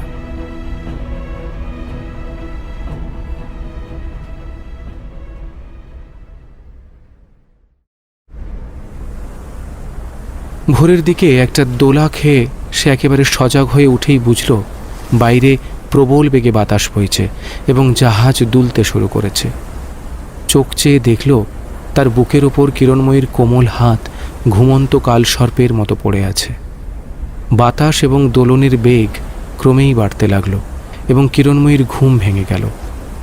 দিবাকরের হাত চেপে ধরে আস্তে আস্তে জিজ্ঞাসা করল, বাইরেও কি ঝড় নাকি? হ্যাঁ। তবে উপায়? জাহাজ যেন ডুবে যায় এই প্রার্থনাই বোধ করে ভগবানের কাছে জানাচ্ছ না ঠাকুরপো? না। ছোট্ট একটুখানি না? তুমি মানুষ না পাথরের ঠাকুরপো? কথাটা বলেই সে সুদৃঢ় বলের সাথে দিবাকরকে বুকের কাছে টেনে নিয়ে বলল, জাহাজ যদি ডোবে আমরা যেন এমনি করেই মরি, তীরে ভেসে যাব, লোকে দেখবে, ছাপার কাগজে উঠবে, তোমার উপিন্দাতা পড়বে, সে কেমন হবে ঠাকুরপো? এই কাল্পনিক অবস্থার ঘৃণিত পরিকল্পনা দিবাকরকে ঠেলে তুলে দিল এবং কিরণময়ীর বন্ধন থেকে নিজেকে সজোরে মুক্ত করে টলতে টলতে সে ঘর থেকে বেরিয়ে গেল। ডেকের ওপর একখানা চৌকিতে বসে পড়ে দিবাকর এক দৃষ্টে চেয়ে রইল। বুকের ভেতরটায় যে কিরকম করতে লাগলো। জাহাজের গায়ে উদ্দাম তরঙ্গ উন্মাদের মতো ঝাঁপিয়ে পড়ে চূর্ণ বিচূর্ণ হয়ে কোথায় মিলিয়ে যাচ্ছে, আবার ছুটে আসছে। এমন করে আঘাত অভিঘাতের আশ্চর্য খেলা দিবাকর আত্মবিস্মৃত হয়ে দেখতে লাগল। পরক্ষণেই ডেকের উপরে খালাসিরা ব্যস্ত হয়ে যাতায়াত করতে লাগলো এবং উপরে কাপ্তানের ঘণ্টা মুহুর্মুহু বেজে উঠতে লাগলো। ঝড়ের বেগ যে উত্তরোত্তর বেড়ে উঠছে এবং ভবিষ্যতে আরও বাড়বে তা সকলের কাছেই সুস্পষ্ট হয়ে গেল। এমন সময় একজন খালাসি এসে বলল, বাবু, বৃষ্টি পড়তে আর দেরি নেই, ঝড় জলে বাইরে বসে কষ্ট কেন পাবেন? কেবিনে যান, দেখুন সেখানে এতক্ষণে হয়তো বা কি হচ্ছে। কি হয়েছে সেখানে? কিছুই হয়নি, কিন্তু জাহাজ ভারী দুলছে কিনা তাই বলছি বাবু, গিয়ে দেখুন এরা কি করছেন। এত দুলিনি, সহ্য করা ভারী শক্ত। চলুন বাবু, আপনাকে দিয়ে আসি। দিবাকর উঠে দাঁড়িয়েই বুঝল খালাসির কথা অত্যন্ত সত্য। সে টলে পড়ছিল। খালাসির সাহায্যে কোনো ক্রমে দিবাকর কেবিনের দরজা পর্যন্ত এসে পৌঁছল। দরজা ঠেলে ভিতরে গিয়ে দেখল কিরণময়ী বিছানা ছেড়ে পাশের লোহার বেঞ্চের ওপর উপুড় হয়ে পড়ে তারই এক প্রান্ত জোরে চেপে ধরে আছে। দিবাকর মাথার কাছে গিয়ে বসল। বৌদি, কষ্ট হচ্ছে বৌদি? কিরণময়ী কথা বলল না, মাথা তুলল না, শুধু নিঃশব্দে দিবাকরের কোলের ওপর ডান হাত রেখে চুপ করে রইল। জাহাজ ওলট পালট করতে লাগল। বাইরে বাতাসে গোঁ গোঁ শব্দ উঠতে লাগলো এবং উত্তাল তরঙ্গে সমুদ্রের উচ্ছ্বসিত জল ভীষণ বেগে জানলার মোটা কাঁচের ওপর বারবার আছাড় খেয়ে পড়তে লাগলো।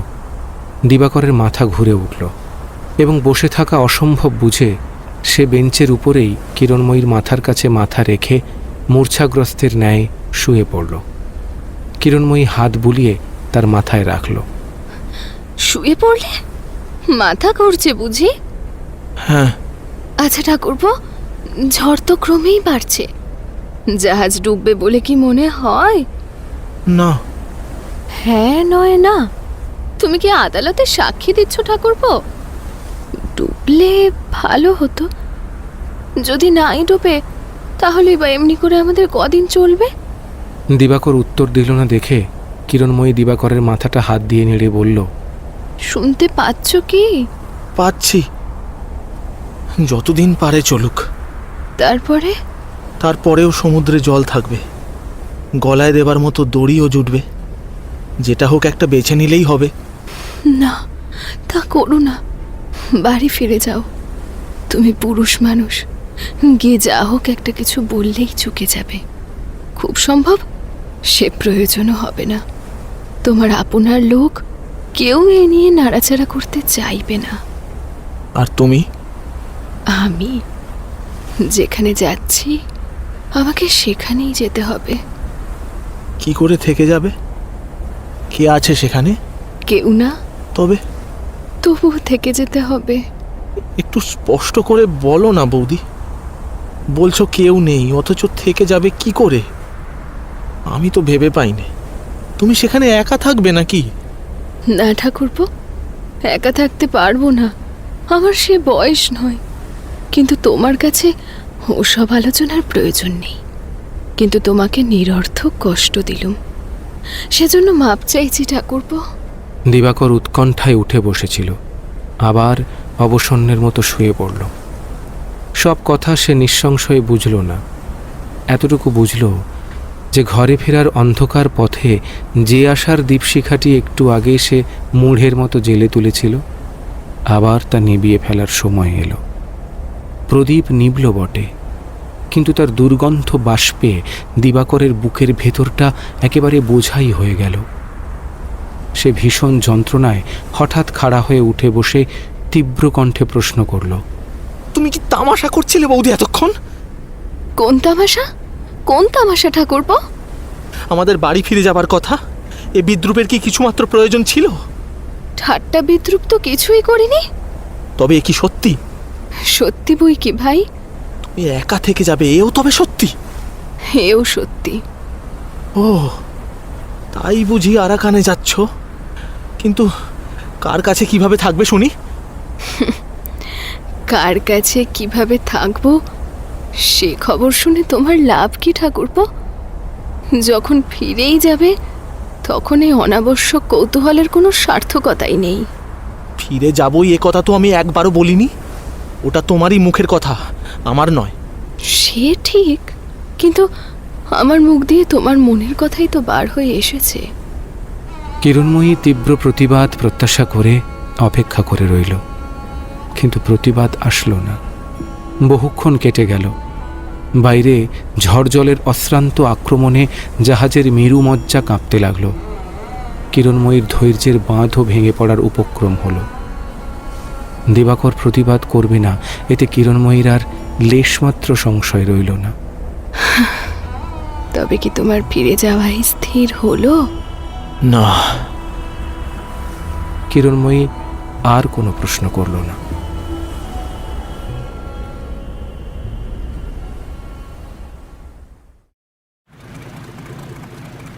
সেই রাতেই ঝড় জল কমে গেল। সারাদিন অবিশ্রাম মাতামাতি করে মত্ত সিন্ধু ভোরের দিকে শান্ত হয়ে এলো। সকালে ক্ষণকালের জন্য সূর্যোদয় হলো বটে, কিন্তু ওপরের আকাশ প্রসন্ন হলো না, মুখ ভারী করে রইল। এমনি সময়ে দিবাকর বাইরে এসে একটা ক্যাম্বিসের আরাম চৌকির ওপর কাত হয়ে শুয়ে পড়ল। কি জানি কেন আত্মগ্লানির আগুন আজ তাকে আর তেমন দগ্ধ করছিল না। বুকের অস্বচ্ছ বোঝাটা এইভাবে যখন হালকা হয়ে আসছে, তখন স্থির হয়ে বসে দিবাকরের কাল রাতের তর্কের কথা মনে এলো। আমরা যথার্থ অন্যায় তখনই করি যখন কারোকে তার ন্যায্য অধিকার থেকে বঞ্চিত করি। সুতরাং কোনো কাজে প্রবৃত্ত হবার আগে দেখে নেওয়া প্রয়োজন যে কারোর সত্যিকার অধিকারে হাত দিচ্ছে কিনা। আবার এই অধিকার বাইরের দিকে যেমন, ভেতরের দিকেও ঠিক তেমনই। নিজের ওপরেও নিজের একটা সত্য অধিকার আছে। নিজের বলে সে কারোর যে তুচ্ছ নয়, সে অধিকারেরও বাইরের কারো হস্তক্ষেপ সহ্য করা নিজের ওপরে অন্যায় করা। এই আমার কথা। আমরা চুরি ডাকাতি প্রভৃতি করে যেমন পরের অধিকারে হাত দিয়ে অন্যায় করি, মাতালকে পয়সা জুগিয়েও ঠিক তাই করি। কেননা সেখানে তার ভালো থাকবার অধিকারে হাত দিই।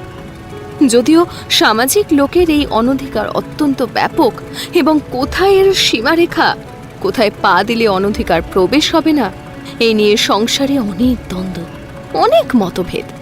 তবুও সীমা যে একটা আছেই, সে বিষয়ে কারো সন্দেহ নেই। এই সীমা অতিক্রম করবার ক্ষমতা কারোর নেই, সমাজেরও না। সমাজ এই সীমা অতিক্রম করে শুধু যে পরকেই নষ্ট করে তা নয়, নিজেকেও দুর্বল করে, ধ্বংস করে। তোমার এতটা মন ভারী করে থাকবার প্রয়োজন হতো না ঠাকুরপো, যদি একবার এই কথাটি ভেবে দেখতে যে আমাকে বাড়ির বাইরে এনে কারো সত্যিকার অধিকারে পা দিয়েছ কিনা। আমি বিধবা, আমার উপরে কারোর ন্যায়সঙ্গত দাবি নেই। তুমিও অবিবাহিত, তোমার হৃদয়ের উপরেও কারোর অধিকার নেই। অতএব আমাকে ভালোবেসে তুমি অন্যায় কিছু করনি, এই কথাটা বোঝা তো শক্ত নয়। কি বৌদি, অবৈধ প্রণয় যদি অন্যায় নয়, তবে সংসারে আর অন্যায় আছে কোথায়? অবৈধ কোথায়? যাকে অবৈধ বলে মনে করছো সে তোমার সংস্কার যুক্তি নয়। তোমাকে তো অনেকবার বলেছি ঠাকুরপো, তোমার ওই সুপবিত্র অপবিত্র জ্ঞানটা সংস্কার, যুক্তি নয়। এই সংসারে স্ত্রী পুরুষের এমন অনেক মিলন হয়ে গেছে যাকে কোনো মতেই পবিত্র বলা যায় না। আমি নজির তুলে তার কথা বাড়াতে চাইনি ঠাকুরপো। তোমার ইচ্ছে হয় ইতিহাস পুরাণ পড়ে দেখো, অথচ সেসব মিলনকেও সমাজ স্বীকার করেছিল এবং অবশেষে বিয়ের মন্ত্র দিয়েও সুপবিত্র করে নেওয়া হয়েছিল।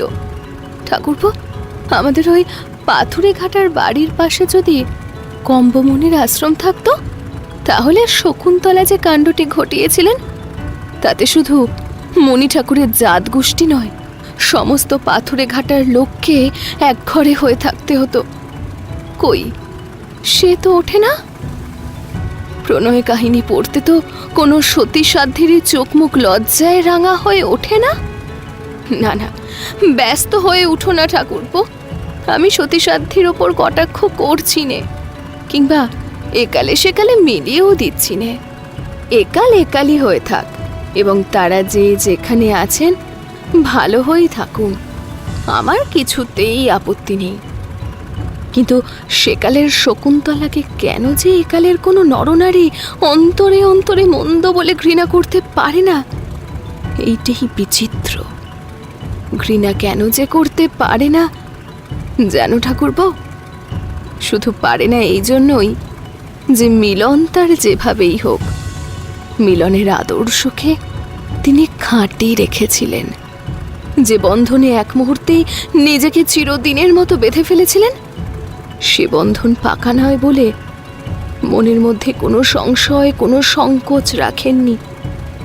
তা যদি রাখতেন, তাহলে কালিদাস যত বড় এবং যত মধুর করেই লিখুন না কেন, কোনো মানুষের হৃদয় এমনি করে টেনে নিতে পারতেন না। কোনখানটায় আসল কথা একটু ভালো করে ভেবে দেখো দেখি। আদর্শ যেমনই হোক, আজকালকার সমাজ একে স্বীকার করবে না। আর সমাজে যা স্বীকৃত হবে না, তা বৈধই হোক অবৈধই হোক, তাতে সমাজকে আঘাত করাই হবে। সমাজে থেকে সমাজকে আঘাত করা আর আত্মহত্যা করা তো সমান কথা। ঠাকুরপো, সমাজকে আঘাত করা এবং সমাজের অবিচারকে আঘাত করা এক জিনিস নয়। তোমাকে আগেই তো বলেছি, সব জিনিসেরই একটা সত্যিকার অধিকার আছে। সমাজ উদ্ধত হয়ে যখন তার সত্যিকার সীমাটি লঙ্ঘন করে তখন তাকে আঘাত করাই উচিত। এ আঘাতে সমাজ মরে না, তার চৈতন্য হয়, মোহ ছুটে যায়। লেখাপড়া শেখার জন্যই হোক, দেশের জন্যই হোক, বিলাত যাওয়াটা সমাজ স্বীকার করেনি।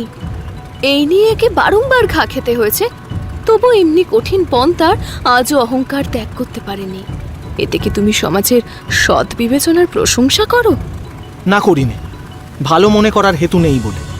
ঠিক তাই, কিন্তু এই নিঃসংশয় স্পষ্ট উত্তর কোথায় পাচ্ছ? নিজের বুদ্ধি বিচারের কাছে, সমাজের কাছে নয় তো। কিন্তু সকলেই যদি সব কাজে নিজের বুদ্ধি বিচার খাটাতে চায় তাহলেও তো সমাজ টেকে না। আমি তো তোমাকে এতক্ষণ এই কথাটাই বলবার চেষ্টা করছি। সব কাজে নিজের বুদ্ধি খাটাতে গেলেও যেমন সমাজ থাকে না, সমাজ যদি সব সময় এবং সব কাজে নিজের মতটাই চালাতে যায় তাতেও মানুষ টেকে না। মানুষই ভুল করতে, অন্যায় করতে জানে, আর সমাজই জানে না ঠাকুরপো। উভয়েরই সীমা নির্দিষ্ট আছে। সে সীমা মূঢ়তায় হোক, প্রবৃত্তির ঝোঁকে হোক, অন্যায় জিদের বশে হোক, যেভাবেই হোক, লঙ্ঘন করলে অমঙ্গল। সে অমঙ্গলকে ঠেকিয়ে রাখতে পারে এমন ক্ষমতা তোমাদের ভগবানেরও নেই। অথচ এই সীমা কোনো সমাজে এই চিরদিন একটিমাত্র স্থানেই আবদ্ধ থাকে না, প্রয়োজন মতো সরে বেড়ায়। কে সরায়? কেউ সরায় না। যে নিয়মে বিশ্ব ব্রহ্মাণ্ড সরে, সেই নিয়মে এও আপনি সরে। সরেছে কিনা তখন টের পাওয়া যায় যখন কেউ একে আঘাত করে। এই যেমন সমাজকে আমরা আঘাত করলুম, এখন দেখা যাক কতখানি দর্প ছুটে যায় সমাজের, কতখানি মোহ ছুটে যায়। কি বলো বৌদি? আমরা আঘাত করলাম কই ঠাকুরপো? ভয় পালিয়ে যাওয়া আর দাঁড়িয়ে ঘা দেওয়া কি এক জিনিস যেতে সমাজের দর্প চূর্ণ হবে? এতে দর্প তো তার বেড়েই যাবে। কিন্তু তুমি বিয়ে পর্যন্ত পড়েছ না? দিবাকর আর কোনো উত্তর না দিয়ে চাদরটা মাথা পর্যন্ত টেনে শুয়ে পড়েছিল। বাইরে ঝড়ের শব্দ ভেদ করে ওপরে জাহাজের ঘণ্টায় 12টা বেজে গেল।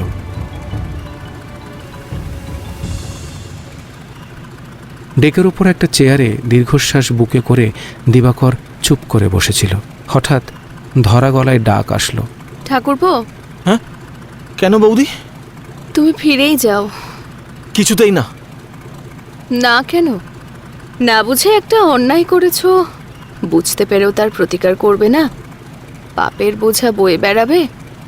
আমি তো তার প্রয়োজন দেখি না ঠাকুরপো। তুমি দেখো না, আমি দেখি। তাছাড়া ফিরে গেলেই কি পাপের বোঝা নেমে যাবে বৌদি? আজই যে যাবে এ কথা বলিনি, কিন্তু দুদিন পরে যেতেও তো পারে। কিন্তু যাব কোথায়? তোমাদের বাড়িতে, আত্মীয় স্বজনের কাছে, তোমার উপিনদার কাছে, সমস্তই তো তোমার আছে। যা কিছু আমার আছে বলছো তা আমার নেই, এ কথা তুমি জানো। আছে শুধু উপিন্দা। কিন্তু তাকে কি তুমি চিনতে পারোনি? তার কাছেই আমাকে ফিরে যেতে বলো বৌদি। হ্যাঁ, তার কাছেই ফিরে যেতে বলি। ভেবেছিলাম তাকে তুমি চিনেছ, কিন্তু চেনোনি। আমিও যে চিনি তাও নয়, হয়তো ভালো করে তাকে চেনাই যায় না। কিন্তু শিশুকাল থেকে তারই হাতে মানুষ হয়ে এটুকু বুঝতে পেরেছি যে এরপর তার সামনে গিয়ে দাঁড়ানোর চেয়ে আমার পক্ষে আগুনে ঝাঁপিয়ে পড়া সহজ। কেন? তিনি কি এতই নিষ্ঠুর যে দোষ তোমার নয় সে কথা বুঝিয়ে বললেও কি তোমাকে শাস্তি দেবেন? এ কখনোই সম্ভব হতে পারে না ঠাকুরপো। তাকে কোনো কথা বুঝিয়ে বলতে হয় না, কেমন করে তিনি সমস্তই জানতে পারেন। অবশ্য তোমার মতো করে আমি ভাবতে পারিনি যে আমার দোষ নেই। কিন্তু যদি তোমার কথাই ঠিক হয়, যদি সত্যই আমি নির্দোষ হই, তাহলে যেদিন তার সামনে গিয়ে দাঁড়াবো সেই দিনই তিনি জানতে পারবেন। কিন্তু দাঁড়াতে পারবো না। তুমি শাস্তির কথা বলছিলে, কি করে জানবো বৌদি কি শাস্তি তিনি দেবেন? আজও পর্যন্ত কোনোদিন আমাকে তিনি শাস্তি দেননি। আর সে বলতে পারল না। দুহাত দিয়ে মুখ ঢেকে চুপ করে গেল। কিরণময়ী কোনো কথাই বলল না। দুই চোখ বিস্ফারিত করে তার মুখের দিকে চেয়ে রইল। তার অন্তরের বিপ্লব শুধু তার অন্তর্যামীই জানলেন। ক্ষণকাল পরে দিবাকর নিরতিশয় ব্যথিত কণ্ঠে বলে উঠল, কাল তুমি বললে উপিনদার মাথা হেট করে দেবে। সে রাত্রে তোমাদের কি কথা যে হয়েছিল, কোন রাগে যে কথাগুলো বলেছিলে, তা এখনো আমি ভেবে পাইনি। হেতু তোমার হয়তো কিছু আছেই, কিন্তু সে কারণ যাই হোক, ও মাথা হেঁট করবার দুঃখ যে কত বড়, তা যদি জানতে অমন কথা মুখেও আনতে না। তাছাড়া ওসব মাথা যদি হেঁট হয়েই যায়, তবে কোনোদিন নিজেদের মাথা তুলব আমরা কোন দিকে চেয়ে? তুমি সে চেষ্টা করো না। যতক্ষণ না তিনি হেঁট হয়ে আমাদের পানে তাকান, ততক্ষণ তার মাথা হেঁট করবার ক্ষমতা সংসারের কারো নেই বৌদি। এই কথাটা আমার সত্যি বলে বিশ্বাস করো। সেই গভীর রাতে এই দুটি বিপরীত প্রকৃতি উপেন্দ্রর প্রতি ভক্তি, শ্রদ্ধা ও ভালোবাসার তটে এসে হঠাৎ একান্তভাবে সম্মিলিত হল। যেখানে কোনো বিরোধী ছিল না, যেখানে বলবার অপেক্ষা শোনবার, বোঝবার অপেক্ষা আকাঙ্ক্ষাই নিরতিশয় প্রবল হয়ে উঠল।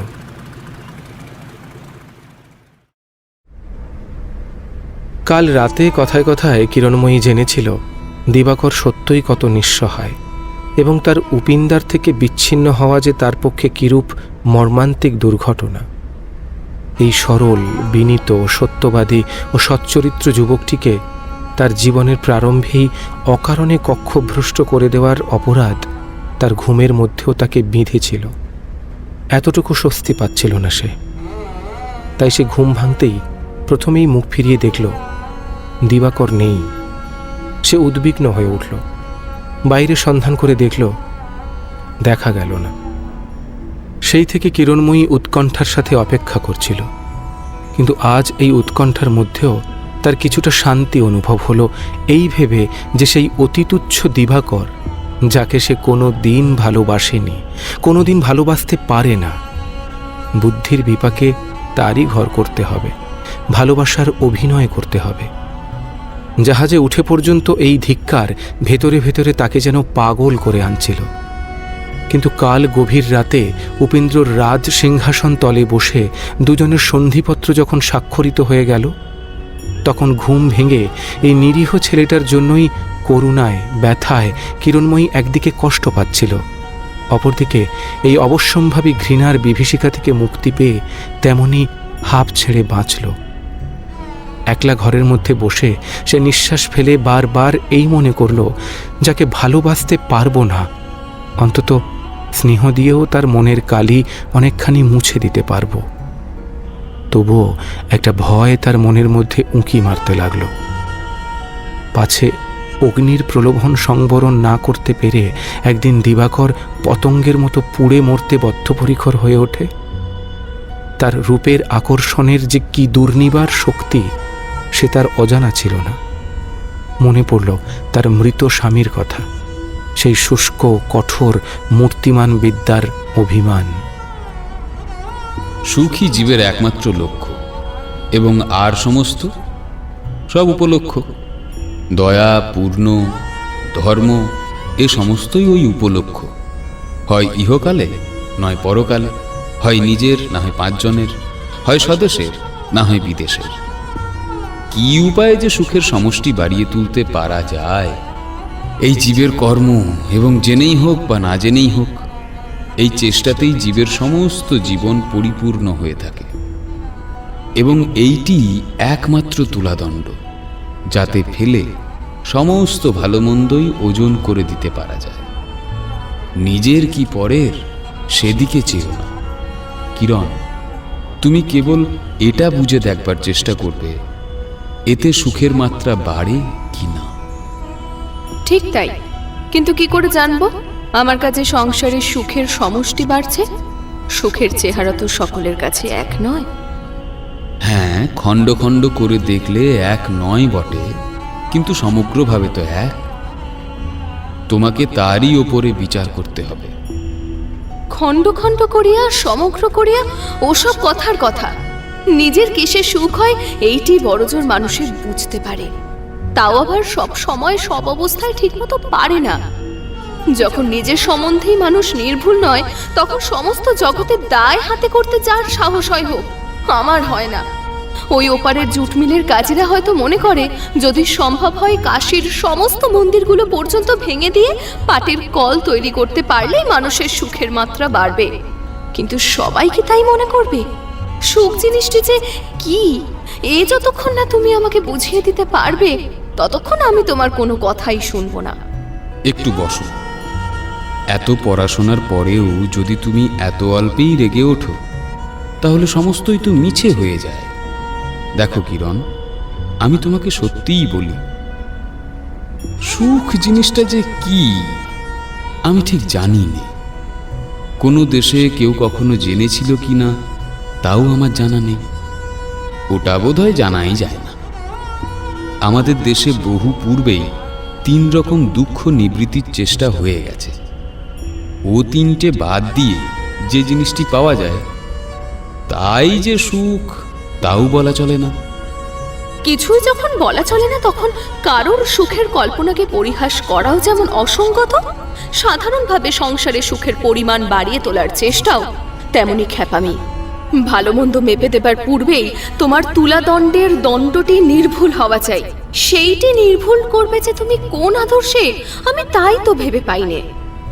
কিরণ, জানি তোমার মনের গতি কোন দিকে ঝুঁকে আছে, কিন্তু যতদিন তুমি পরকালের কল্পনা, আত্মার কল্পনা, ঈশ্বরের কল্পনা প্রভৃতি জঞ্জালগুলি মনের মধ্যে থেকে পরিষ্কার করে ঝেঁটিয়ে না ফেলতে পারবে, ততদিন সংশয় তোমার থেকেই যাবে। সুখী যে জীবনের শেষ উদ্দেশ্য এবং সুখী হওয়ায় যে জীবনের চরম সার্থকতা, এ কথা বুঝেও বুঝবে না। কেবলই মনে হতে থাকবে কে জানে হয়তোবা আরো কিছু আছে। এই আরো কিছু সন্ধান কোনো দিনই খুঁজে পাবে না। এ তোমাকে ব্যস্ত করে রাখবে, অথচ গতি দেবে না। আকাঙ্ক্ষা জাগিয়ে তুলবে, কিন্তু পরিতৃপ্তি দেবে না। পথের গল্পই বলবে, কিন্তু কোনোদিন পথ দেখিয়ে দিতে পারবে না। এইভাবে শিক্ষা ও সংস্কারের মাঝখানে কিরণময়ী মানুষ হয়ে উঠেছে। আজ তার একটি একটি করে সে কথা মনে পড়তে লাগলো। এমন সময় কোথা থেকে দিবাকর শুকনো ম্লান মুখে কেবিনের ভেতর প্রবেশ করল। তাকে দেখা মাত্রই কিরণময়ীর দুঃস্বপ্নের ঘোর এক নিমেষে কেটে গেল। ব্যাপার কি বলো তো ঠাকুরপো, কি করে বেড়াচ্ছ? খেতে দিতে হবে না নাকি? আচ্ছা ছেলে বাপু। তার কণ্ঠস্বরে দিবাকর এতদিনের পরে একেবারে চমকে গেল। হঠাৎ মনে পড়ল যে কত শত সহস্র বৎসর বয়ে গেছে বৌদিদির এই কণ্ঠস্বর সে শুনতে পায়নি। সে স্বরে বিদ্বেষ বিদ্রুপের জ্বালা নেই, তা যথার্থই স্নেহের বেদনায় কোমল। মানুষের কান সেখানে ভুল করে না। কি করে সে যেন চিনতে পারে। দিবাকর অভিভূত হয়ে চুপ করে রইল। সকালবেলা থেকে এতক্ষণ ছিলে কোথায় শুনি? নিচে। নিচে? এতটা বেলা পর্যন্ত নিচে বসে কেন?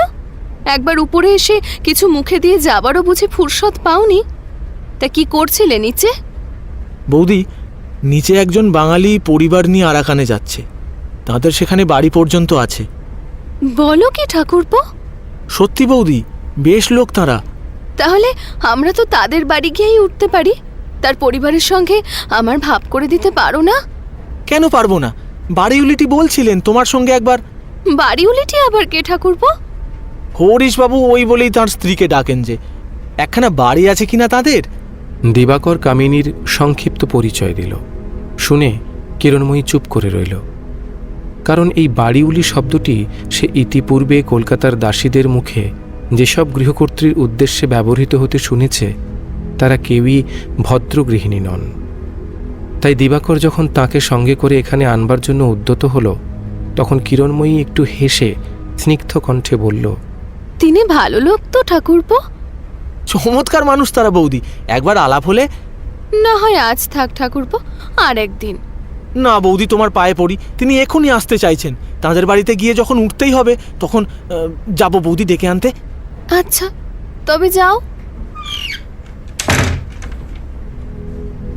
দিবাকর তাকে ডেকে আনতে দ্রুত পায়ে বেরিয়ে গেলে নিজের অবস্থান ভেবে কিরণময়ী মনের মধ্যে ভারী একটা লজ্জা বোধ করতে লাগল।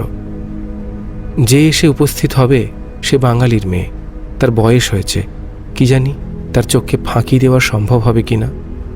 দিবাকরের সাথে তুলনায় তার নিজের বয়সটাই শুধু স্বামী স্ত্রী হিসেবে বাঙালি সমাজে এমনই দৃষ্টিকটু যে কেবল এই কথাটা মনে করিয়েই কিরণময়ীর হৃদয় কুণ্ঠায় সংকুচিত হয়ে উঠল। অনতিকাল পরেই দিবাকরের পিছনে বাড়িউলি এসে হাজির হলো। তাকে দেখা মাত্রই কিরণময়ী টের পেল এ ভদ্রঘরের স্ত্রীলোক নয়। যারা কলকাতায় দাসীবৃত্তি করে বেড়ায় তাদেরই একজন। তার বুকের ওপর থেকে একটা বোঝা নেমে গেল।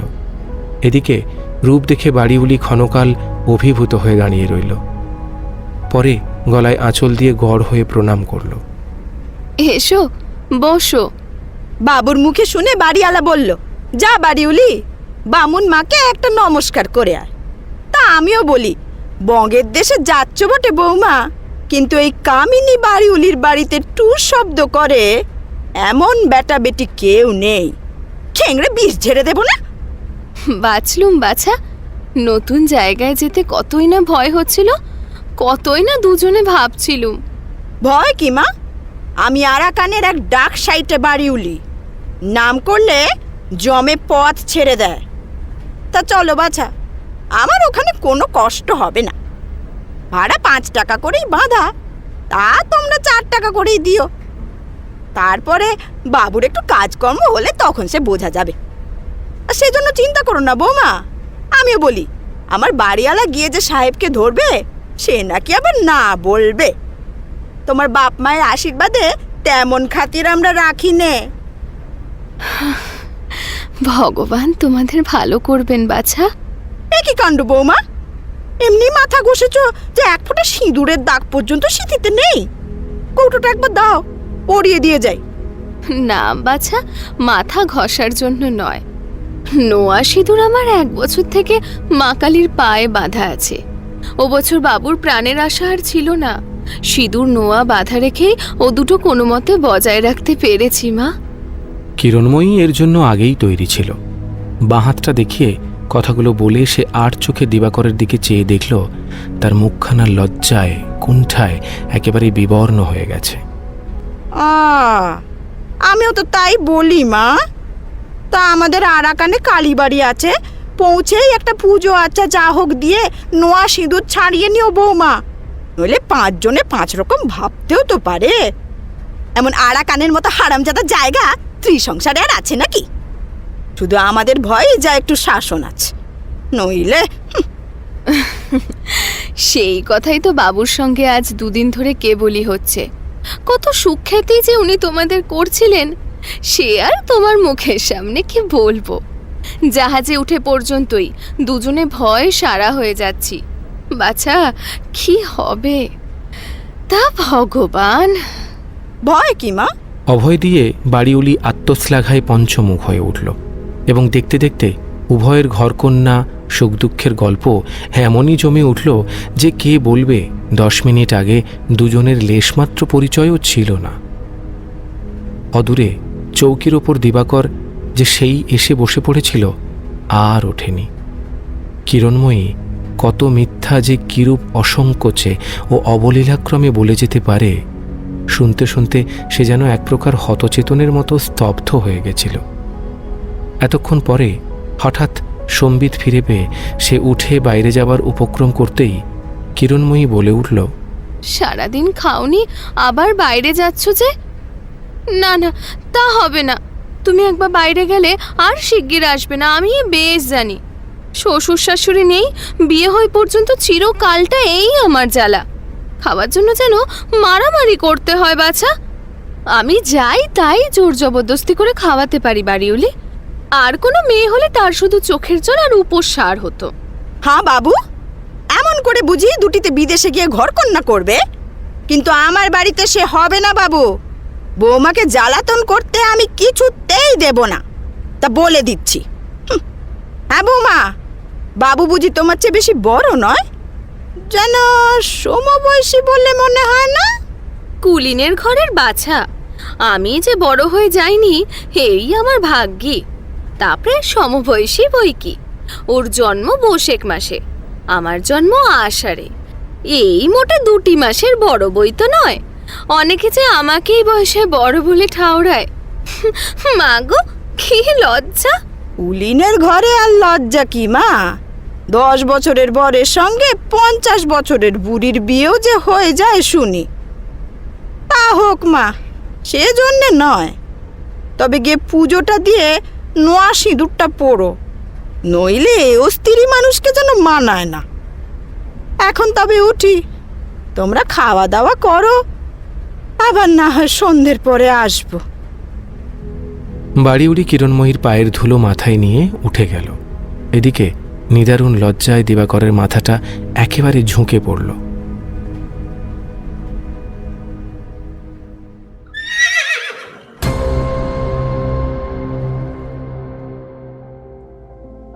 শুনছিলেন শরৎচন্দ্র চট্টোপাধ্যায় প্রণীত চরিত্রহীন উপন্যাসের 4র্থ পর্ব। অন্তিম পর্ব নিয়ে আমরা ফিরব আগামী 17ই মে রবিবার ঠিক দুপুর 1টায়। আর আগামীকাল 25শে বৈশাখ উপলক্ষে রবি ঠাকুরের জন্মদিনে আমাদের উৎসব যাপন নবরবি কিরণে। আগামী 25 ও 26শে বৈশাখ শনি ও রবিবার ঠিক দুপুর 1টায় শুনতে ভুলবেন না রবি ঠাকুরের লেখা নিয়ে আমাদের বিশেষ নিবেদন